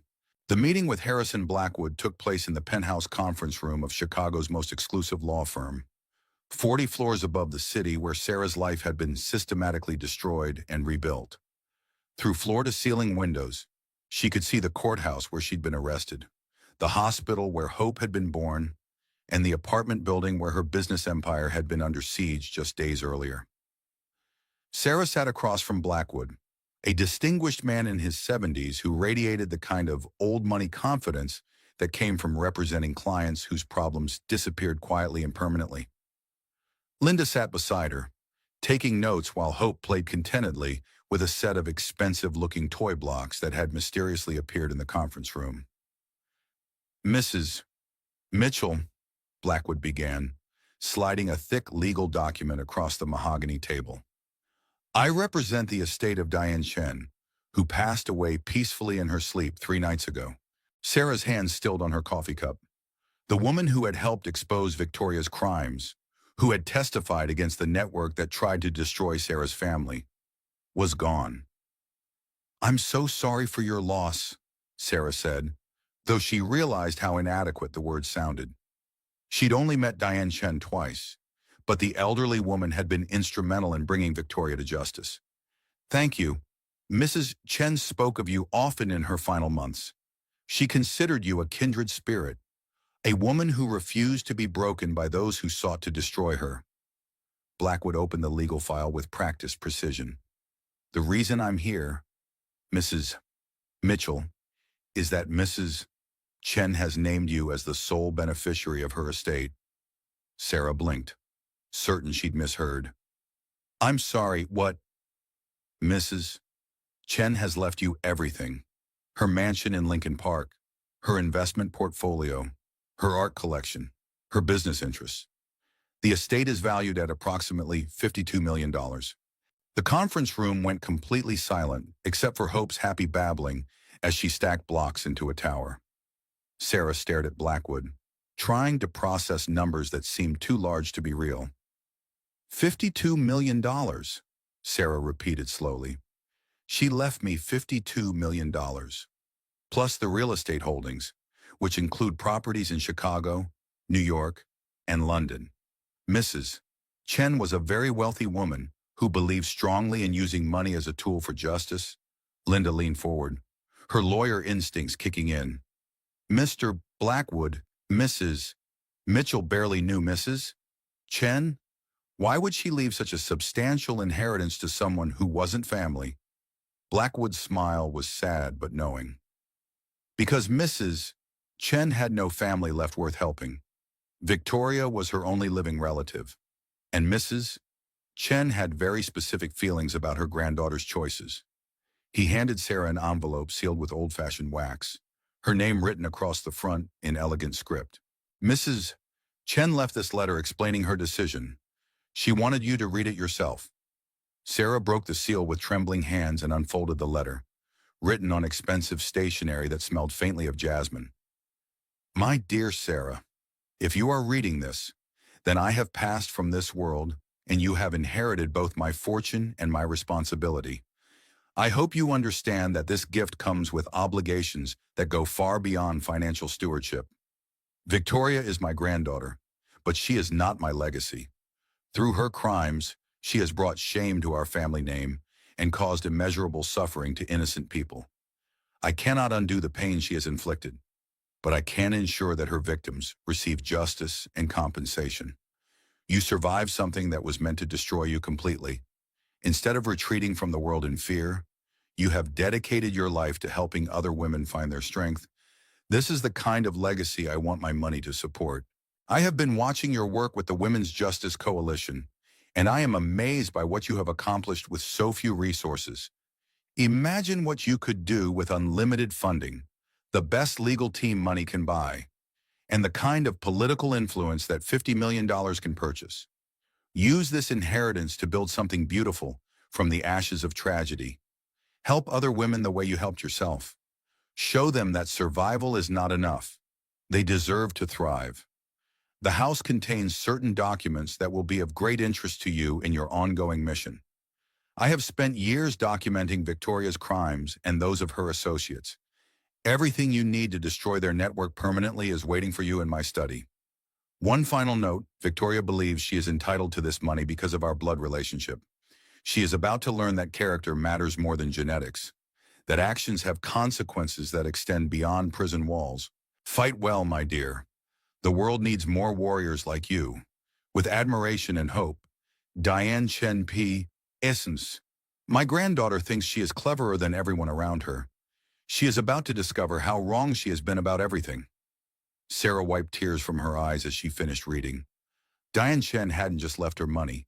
She'd left her the resources to become something she'd never imagined possible, a force for justice with unlimited power to help women who were still trapped in the kind of nightmare she'd escaped. There are additional assets, Blackwood continued, handing her another folder. Mrs. Chen owned a private investigation firm, a legal advocacy foundation, and significant stakes in several technology companies. She also maintained detailed files on domestic abuse cases across the Midwest. Linda reviewed the documents with wide eyes. Sarah, this isn't just an inheritance. It's an entire infrastructure for fighting crimes like what happened to you. Mrs. Chen planned this for years, Blackwood explained. She knew that Victoria would eventually be caught, and she wanted to ensure that the victims of these crimes would have the resources to seek justice. Sarah looked at Hope, who had built her blocks into an impressive tower and was now applauding her own achievement. Her daughter would grow up knowing that her mother had the power to protect other children from the kind of monsters who had tried to destroy their family. When can I access the estate? Immediately, Mrs. Chen was very specific that you should have control as quickly as possible. Blackwood handed her a set of keys and a tablet containing financial account information. The house is yours today, along with the liquid assets. I think you'll find Mrs. Chen's study particularly enlightening. 3 hours later, Sarah stood in the marble foyer of Diane Chen's Lincoln Park mansion, holding Hope while Linda marveled at the elegant furnishings and priceless art collection that now belonged to them. This place is bigger than most hotel, Linda said, her voice echoing in the 2-story entryway. Sarah, do you understand what just happened? You went from having your reputation destroyed to becoming one of the wealthiest women in Chicago in the span of a week. Sarah walked through rooms filled with Ming vases, original Monet paintings, and furniture that looked like it belonged in a museum. But it was the study that took her breath away. The room was lined floor to ceiling with filing cabinets, each one labeled with dates, locations, and case numbers. A large desk in the center held several computers and professional-grade recording equipment that looked like it belonged in an FBI field office. She was building a case, Sarah realized, opening the first filing cabinet to reveal hundreds of folders documenting domestic abuse cases, financial crimes, and systematic patterns of manipulation. Not just against Victoria, but against everyone like her. Linda found a folder labeled Sarah Mitchell Justice and opened it to reveal photographs, financial records, and recorded conversations that documented every aspect of David and Victoria's conspiracy. Look at this, Linda said, holding up a transcript of a recorded phone call between Victoria and an unknown associate. They weren't just planning to kill you, Sarah. They were planning to use your death as a template for future operations. Sarah felt a chill run down her spine as she read through the documents. Victoria and her network had been systematically targeting pregnant women married to wealthy men, using affairs and poisoning to eliminate wives while making their deaths look like suicide or accident. How many other women? Sarah asked quietly. According to these files, At least 7 over the past 3 years. All pregnant, all married to successful professionals, all declared suicide or accidental death after mysterious illnesses. Sarah thought about the women who hadn't survived what she'd endured, the children who had never been born because of Victoria's greed. Her inheritance wasn't just about money, it was about justice for victims who could no longer speak for themselves. Her phone buzzed with a call from an unknown number. Sarah almost ignored it, but something made her answer. "Sarah, it's David." Sarah's blood turned to ice. "You're supposed to be in prison. I was released this morning. Good behavior, overcrowding, compassionate parole board. The system works in mysterious ways." David's voice carried that familiar tone of smug satisfaction that made Sarah's skin crawl. "We need to talk. We have nothing to discuss. We have everything to discuss. Our daughter, our future, the mistakes we both made." David's voice took on the manipulative sincerity she remembered from their marriage. "Sarah, I know you've been through hell, and I take responsibility for my part in that. But we're Hope's parents. We need to find a way to move forward together." Sarah looked at Hope, who was exploring the mansion's library with the fearless curiosity of a 1-year-old. "You tried to kill us both. I was manipulated by Victoria. She convinced me that you were having an affair, that the baby might not be mine, that you were planning to leave me and take everything." David's lies flowed as smoothly as ever. "I was jealous, paranoid, completely out of my mind, but I never wanted to hurt you or Hope. You put arsenic in my vitamins. Victoria did that. I thought I was giving you legitimate prenatal supplements. When I found out what she'd been doing, I was horrified. That's why I called the police when you collapsed." Sarah marveled at his ability to rewrite history in real time. According to David's new version of events, he was just another victim of Victoria's manipulation, a devoted husband who had been tricked into betraying his family. "Where are you calling from?" "I'm outside your apartment building." "Sarah, please, just give me 5 minutes to explain, to apologize, to meet my daughter properly." Sarah looked out the mansion's window and saw a familiar BMW parked across the street. David had found her new address, despite her attempts to keep it secret. He was watching her, tracking her movements, still trying to control her life, even from outside prison walls. "I'm not at the apartment," Sarah lied. "I know. Your neighbor said you moved out yesterday with a lot of boxes and a moving truck. Sarah, where are you? We need to talk face to face." So, the desperation in his voice was new, and Sarah realized with sudden clarity that David's early release wasn't about good behavior or overcrowding. He knew about the inheritance. Somehow, he discovered that she was now worth $52 million, and he wanted his share. "I'll meet you tomorrow," Sarah said. "Lincoln Park, by the zoo, 2 o'clock. "Thank you, Sarah. You won't regret this. We're going to fix our family." After she hung up, Linda looked at her with concern. "You're not actually planning to meet him, are you?" "Oh, I'm definitely meeting him," Sarah said, looking around at the mansion that now belonged to her. The files that could destroy Victoria's entire network. The resources that made her one of the most powerful women in Chicago. But not the way he expects. Sarah picked up Hope and walked to the mansion's master bedroom, where floor-to-ceiling windows offered a panoramic view of the city. This was her city now, her empire, her chance to build something that would protect women for generations. David thought he was coming to collect money from his frightened ex-wife. Instead, he was about to meet the woman who had just inherited the power to destroy him completely. The final confrontation was going to be everything Sarah had dreamed of during those long months of fighting for her life and her daughter's future. And this time, she was going to win. The Women's Justice Coalition headquarters occupied the entire 23rd floor of Chicago's most prestigious office building, a gleaming testament to what Sarah Mitchell had built from the ashes of her destroyed life.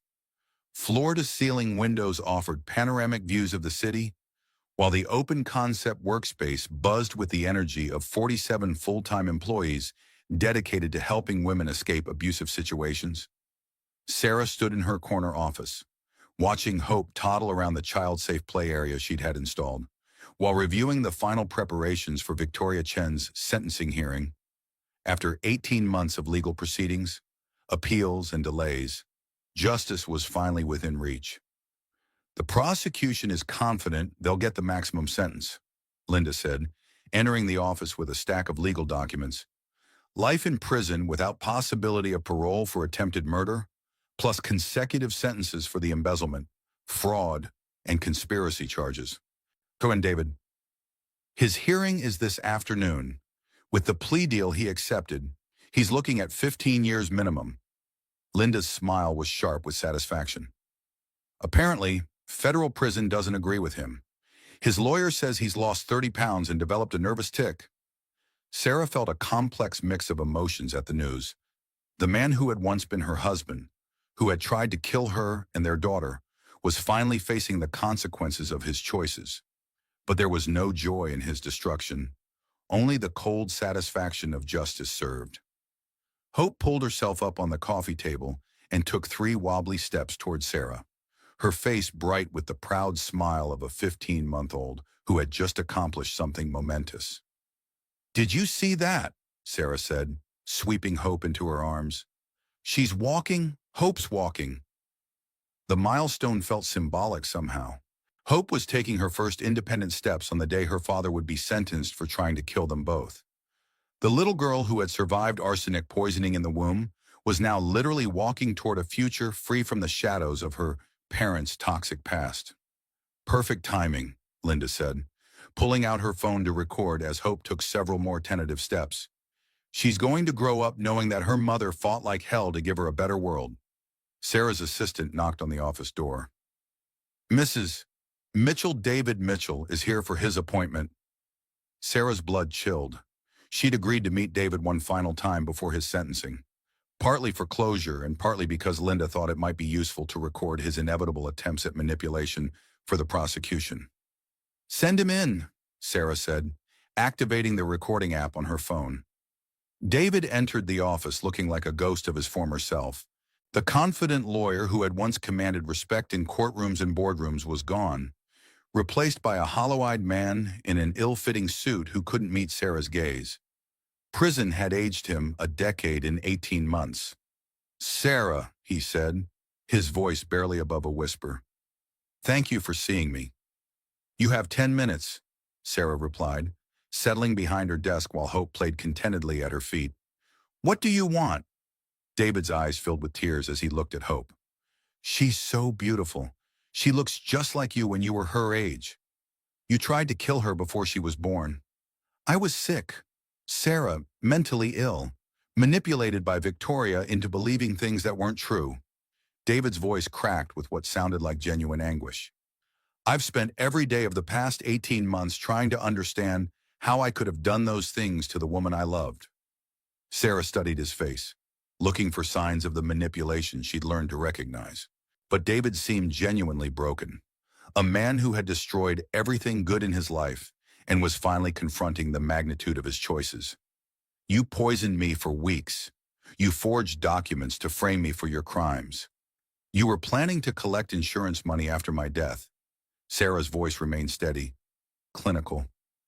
"Those weren't momentary lapses of judgment, David. They were systematic, calculated actions. Victoria convinced me that you were having an affair, that Hope wasn't my daughter, that you were planning to leave me and take everything I'd worked for." David wiped his eyes with shaking hands. "She showed me fake emails, staged phone calls, created evidence that seemed so real. By the time I realized what she was really doing, it was too late." "So you're still blaming Victoria for your choices?" "No." David's voice was firm for the first time since he'd entered the room. "I take full responsibility for everything I did. Victoria may have manipulated me, but I chose to believe her lies because they justified what I wanted to do anyway." Sarah felt something shift inside her chest. After all the deflection, the gaslighting, the attempts to paint himself as another victim, David was finally admitting the truth. "What did you want to do?" David was quiet for a long moment, watching Hope stack blocks with the focused concentration of a toddler. "I wanted to start over with someone younger, Someone who made me feel like the man I used to be instead of the man I was becoming. You were so competent, so strong, so complete without me. Victoria made me feel necessary. The confession was more honest than anything David had said during their 15 years of marriage. Sarah realized that her husband had seen her strength as a threat rather than a gift, her independence as rejection rather than confidence. So you decided to kill me. I decided to escape the life I'd built, and you were an obstacle to that escape. David's voice was barely audible. Sarah, I am so sorry. I know that's not enough. I know it doesn't undo anything. But I need you to know that I am truly, deeply sorry for what I did to you and Hope. Sarah looked at the man who had once been her everything, her husband, her partner, the father of her child, and felt nothing but pity. David had thrown away a family that loved him, a career that fulfilled him, a life that most people would envy, all for the temporary validation of a criminal who saw him as nothing more than a useful tool. I forgive you, Sarah said quietly. David's head snapped up, surprise replacing the defeat in his eyes. You do. I forgive you because carrying anger toward you was poisoning my life almost as much as the arsenic did. I forgive you because Hope deserves to grow up, knowing that her mother chose healing over hatred. Sarah stood and walked to the window, looking out at the city where she'd rebuilt her life. But David, forgiving you doesn't mean trusting you, and it doesn't mean I want you in our lives. I understand. David stood to leave, then paused at the door. Sarah, what you've built here, what you've accomplished, I'm proud of you. I know I have no right to say that, but I wanted you to know. After David left, Sarah sat in her office holding Hope, processing the conversation that had felt like the final chapter of her old life. The man who had tried to destroy her was going to prison, and she was free to build whatever future she chose. But her reflection was interrupted by Linda bursting through the office door with her phone pressed to her ear. Sarah, we have a problem. Victoria's lawyer just filed an emergency appeal claiming she has new evidence that could overturn her conviction. How come? What kind of evidence? She claims to have recordings that prove you were complicit in the embezzlement scheme from the beginning. The judge has agreed to hear the motion this afternoon. Sarah felt the familiar chill of walls closing in around her. Even from her federal prison cell, Victoria was still trying to destroy her life. How is that possible? She's been in solitary confinement for months. Her lawyer claims the recordings were hidden in a safety deposit box that was only recently discovered. Sarah, if these recordings are convincing enough, Victoria could get a new trial. 2 hours later, Sarah sat in the federal courthouse where she'd once been arrested as a criminal defendant. Now she was here as a witness for the prosecution, but the familiar surroundings still made her stomach churn with remembered trauma. Victoria Chen entered the courtroom in handcuffs and an orange jumpsuit, her once perfect appearance now harsh and desperate. 18 months in federal prison had stripped away her polished veneer, revealing the predator underneath. The defense claims to have recordings that will prove Miss Chen was acting under duress, that the real mastermind behind these crimes was Sarah Mitchell. The prosecutor explained to Sarah during a brief recess, "We need you to be prepared for anything Victoria's lawyer might throw at you."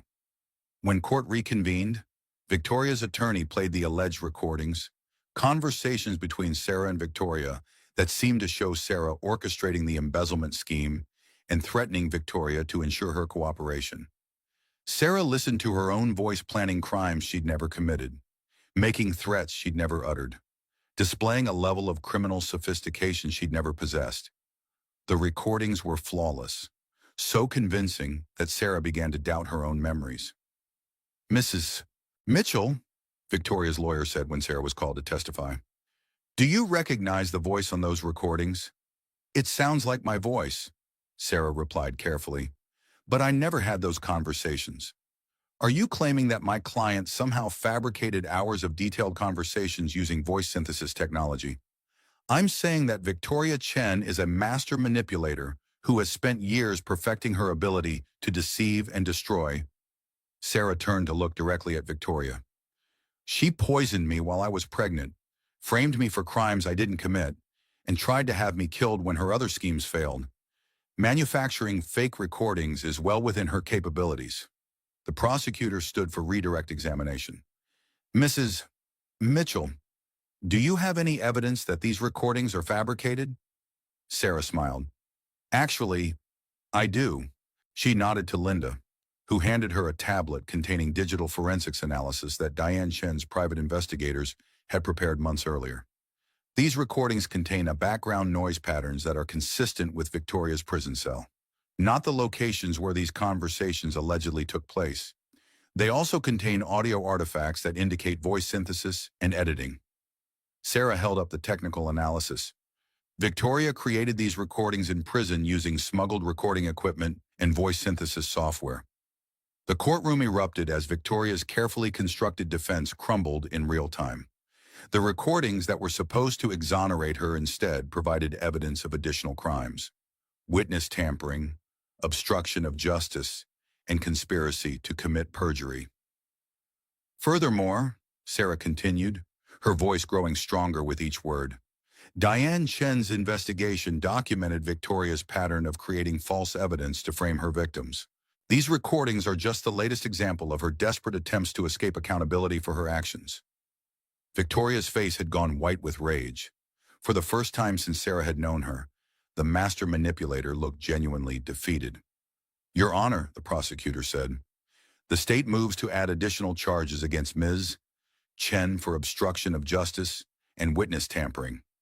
The judge's gavel came down like thunder. Motion granted. Ms. Chen, you are hereby sentenced to life in prison without possibility of parole, plus an additional 10 years for the charges filed today. As Victoria was led away in handcuffs, she turned back to look at Sarah one final time. The hatred in her eyes was pure and undiluted, but there was something else there too, respect for an opponent who had proven stronger than expected. This isn't over, Victoria mouthed silently. Sarah stood and gathered hope into her arms, feeling the weight of 18 months of legal battles finally lifting from her shoulders. Yes, it is, she said, loud enough for Victoria to hear. It's completely over. Outside the courthouse, Sarah held an impromptu press conference that was broadcast live across the country. Standing on the steps where she'd once been led away in handcuffs, she now addressed the media as the CEO of a multi-million-dollar organization dedicated to helping abuse survivors. Today, justice was served not just for me and my daughter, but for all the women who have been systematically abused by predators like Victoria Chen and David Mitchell, Sarah said, her voice carrying the confidence of someone who had faced monsters and emerged victorious. The Women's Justice Coalition will continue fighting until every woman has the resources and support she needs to escape abuse and rebuild her life. That evening, Sarah stood on the balcony of Diane Chen's mansion, her mansion now, watching the sunset paint Chicago's skyline in shades of gold and crimson. Hope babbled happily in her high chair, covered in the remnants of her dinner and utterly content in the way that only children could be. Sarah's phone buzzed with congratulatory messages from supporters around the world. The coalition had received over $1 million in donations since the verdict was announced, and applications for their legal aid program had tripled. But it was the personal messages that meant the most. Notes from women who had escaped abusive relationships, started their own businesses, found the courage to press charges against their abusers. Each message was proof that Sarah's nightmare had served a purpose greater than her individual trauma. We did it. Hope, Sarah whispered to her daughter. We survived. We fought back. And we won. Hope responded by throwing a piece of banana at the window, which seemed like an entirely appropriate way to celebrate victory over impossible odds. Sarah Mitchell had walked into this story as a naive housewife planning anniversary dinners and decorating nurseries. She was ending it as one of the most powerful advocates for women's rights in the country, a living symbol of resilience and redemption. But as she cleaned banana off the window and prepared Hope for bed, Sarah couldn't shake the feeling that her story wasn't quite finished yet. Victoria's final words echoed in her mind. This isn't over. Maybe it wasn't, But Sarah was no longer the frightened woman who had discovered her husband's affair 18 months ago.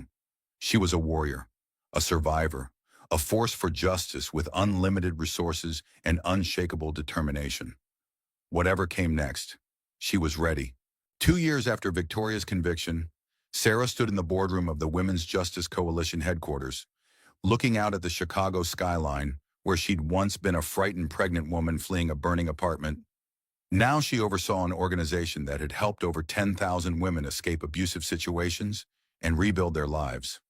Hope, now a precocious 2-year-old, played quietly in the corner with her blocks while Sarah reviewed the quarterly financial reports. The inheritance from Diane Chen had grown under careful management, allowing the coalition to expand globally while maintaining the foundation's independence. "Mama work?" Hope asked, looking up from her blocks with David's brown eyes and Sarah's determined chin. "Mama's always working to help other mamas," Sarah replied, kneeling down to kiss her daughter's forehead. Dr. Rachel Martinez, who had become both the coalition's medical director and one of Sarah's closest friends, entered the boardroom with a concerned expression. "Sarah, we need to talk. Privately." They moved to Sarah's office while Hope continued playing, supervised by the security detail that had become a permanent fixture in their lives. "What's wrong?" Sarah asked, settling behind the desk where she'd planned countless campaigns for justice. Rachel held up a manila envelope. "This arrived by courier this morning. No return address, but the postmark is from Geneva." Sarah's blood chilled. Geneva was where Marcus Volkov had last been spotted, before disappearing into the shadow world of international criminals. "What's in it?" "DNA test results. Someone had your medical records from the hospital analyzed against samples from other sources." Sarah opened the envelope with trembling hands, reading through technical language that gradually revealed an impossible truth. "This can't be right," Sarah whispered. The DNA analysis compared Sarah's genetic profile to samples taken from evidence in Victoria Chen's cell. But the results weren't what anyone had expected. According to the laboratory analysis, Sarah Mitchell and Victoria Chen shared 23% of their DNA. They were cousins. "How is this possible?" Sarah asked, her voice barely audible. Rachel sat down across from her. "There's more." The envelope also contained birth records from Taiwan. Victoria Chen was born Victoria Liu, but she was adopted at age 3 by the Chen family after her birth parents died in a car accident. Sarah's hands shook as she read through the adoption paperwork. Victoria's birth mother had been Margaret Liu, formerly Margaret Mitchell, Sarah's father's sister who had died when Sarah was just a baby. "My Aunt Margaret," Sarah breathed. "My father's sister who moved to Taiwan and died young. Victoria is her daughter. Which means Victoria knew about the family connection when she targeted David." Rachel said quietly. "This wasn't a random affair. Sarah, Victoria chose your husband specifically because you were her cousin." The implications hit Sarah like a physical blow. Victoria hadn't been a criminal who happened to seduce David. She'd been systematically destroying the American branch of her own family tree. But why? Why would she want to destroy her own cousin? Rachel handed her another document from the envelope. Because of this, it was a copy of a will dated 15 years earlier. The will of Margaret Liu, Victoria's birth mother, leaving everything to her American family in the event that her daughter proved to be morally unfit for inheritance. "Your aunt left a trust fund worth $12 million, Rachel explained. "It was supposed to go to Victoria when she turned 30, but the will included a morality clause. If Victoria was ever convicted of a crime, the money would go to her nearest American relative instead." "Me," Sarah realized. "You." Victoria knew about the inheritance, knew about the morality clause, and knew that you were the alternate beneficiary. She wasn't just trying to steal David's money. She was trying to eliminate the person who stood between her and her mother's fortune. Sarah stared at the documents, understanding finally dawning. She planned it all from the beginning. The affair, the poisoning, the frame-up. She was going to kill me, inherit her mother's money, and disappear with David's stolen fortune. But when you survived and she was convicted, The trust fund automatically transferred to you. Sarah, you just inherited another $12 million. Sarah laughed, but there was no humor in it. Victoria destroyed her own life trying to steal money that would have been hers anyway if she'd just stayed out of trouble. There's one more thing, Rachel said, pulling out a final document. The courier who delivered this envelope left a message. He said to tell you that the family reunion isn't over yet. Sarah's blood turned to ice. What does that mean? I think it means there are other family members we don't know about, and they might not be any friendlier than Victoria was. That evening, Sarah sat in Diane Chen's study, now her study, with Hope sleeping peacefully upstairs while she tried to process the revelation about her family connection to Victoria. The irony was staggering. The woman who had tried to destroy her life was her own cousin, motivated by greed for money that would have been hers legally. But as Sarah reviewed the DNA analysis more carefully, she noticed something that made her hands start shaking. The lab had tested Victoria's DNA against 3 samples. Not just one. Sarah's was the first match, showing the cousin relationship. But there was a second positive match listed in the report. Someone else shared DNA with both Sarah and Victoria. Someone the lab identified only as Sample C, unknown male, probable uncle. Sarah's father had died 10 years ago, and she was an only child. Margaret had been his only sibling. So who was Sample C? Her secure phone, the one used only for coalition business and FBI communications, rang at exactly midnight. Hello, Sarah. The voice was cultured, accented, and completely unfamiliar. Who is this? My name is Alexander Liu. I believe we're family. Sarah's grip tightened on the phone. Liu was Victoria's birth name. Yes, Victoria was my niece. Margaret was my sister. And you, dear Sarah, are my other niece. That's impossible. My father never mentioned having a brother-in-law. Alexander's laugh was cold as winter. Your father didn't know about me. Margaret never told your family that she'd married into one of Taiwan's most powerful criminal organizations. Sarah's blood turned to ice. Criminal organizations.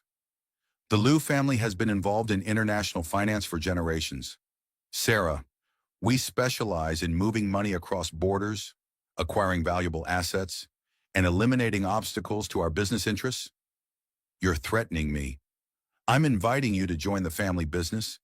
Victoria made the mistake of working alone, of trusting outsiders like David and Marcus Volkov. You've proven much more capable than she ever was. Sarah thought about Hope sleeping upstairs, about the coalition helping women across the globe, about the life she'd built from the ashes of Victoria's betrayal. I'm not interested in your criminal enterprise. Perhaps you misunderstand the nature of this conversation. Niece. Victoria's conviction embarrassed the Liu family. Her failure reflected poorly on our reputation. Someone needs to pay for that embarrassment. Victoria's in prison for life. She's already paying. Victoria was always disposable. But you, Sarah, you've cost us much more than money. You've cost us face. And in our culture, that's a debt that must be repaid in blood. Sarah stood and walked to the window, looking out at the security vehicles stationed around her property. Are you threatening my daughter? I'm explaining the consequences of your choices. The Liu family doesn't forgive, and we don't forget. Victoria's failure becomes your responsibility. And if I refuse to accept that responsibility, then you and your daughter will join your cousin in paying the ultimate price for defying our family. The line went dead.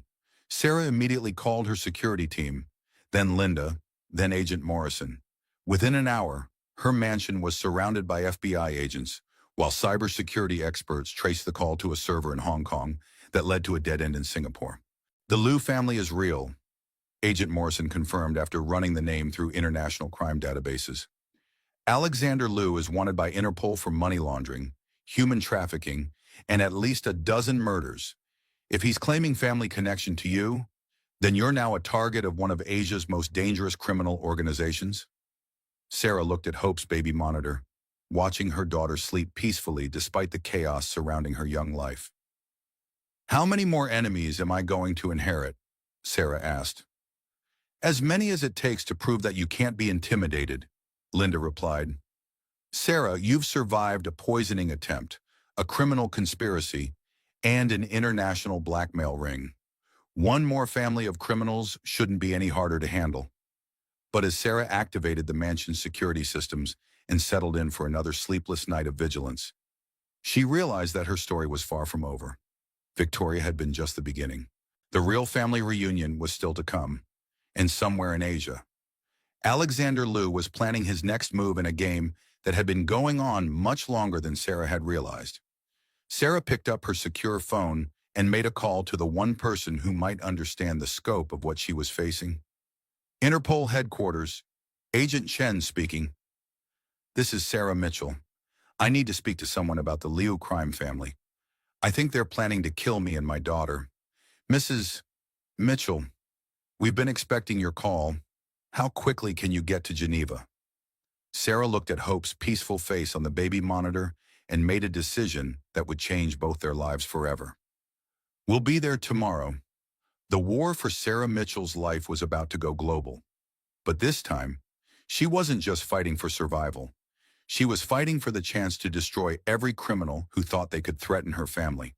And with $50+ million, an international network of allies, and nothing left to lose, Sarah Mitchell was about to become the most dangerous enemy the Liu crime family had ever faced. The pregnant wife who had survived poison was gone. In her place stood a woman who would stop at nothing to protect her daughter and the thousands of women counting on her for justice. The final battle was about to begin. Some stories end with happily ever after. Others end with the promise that the fight for justice never truly ends. Sarah Mitchell's story is the latter, a testament to the strength that emerges when ordinary women are pushed beyond their breaking point and discover they are anything but ordinary.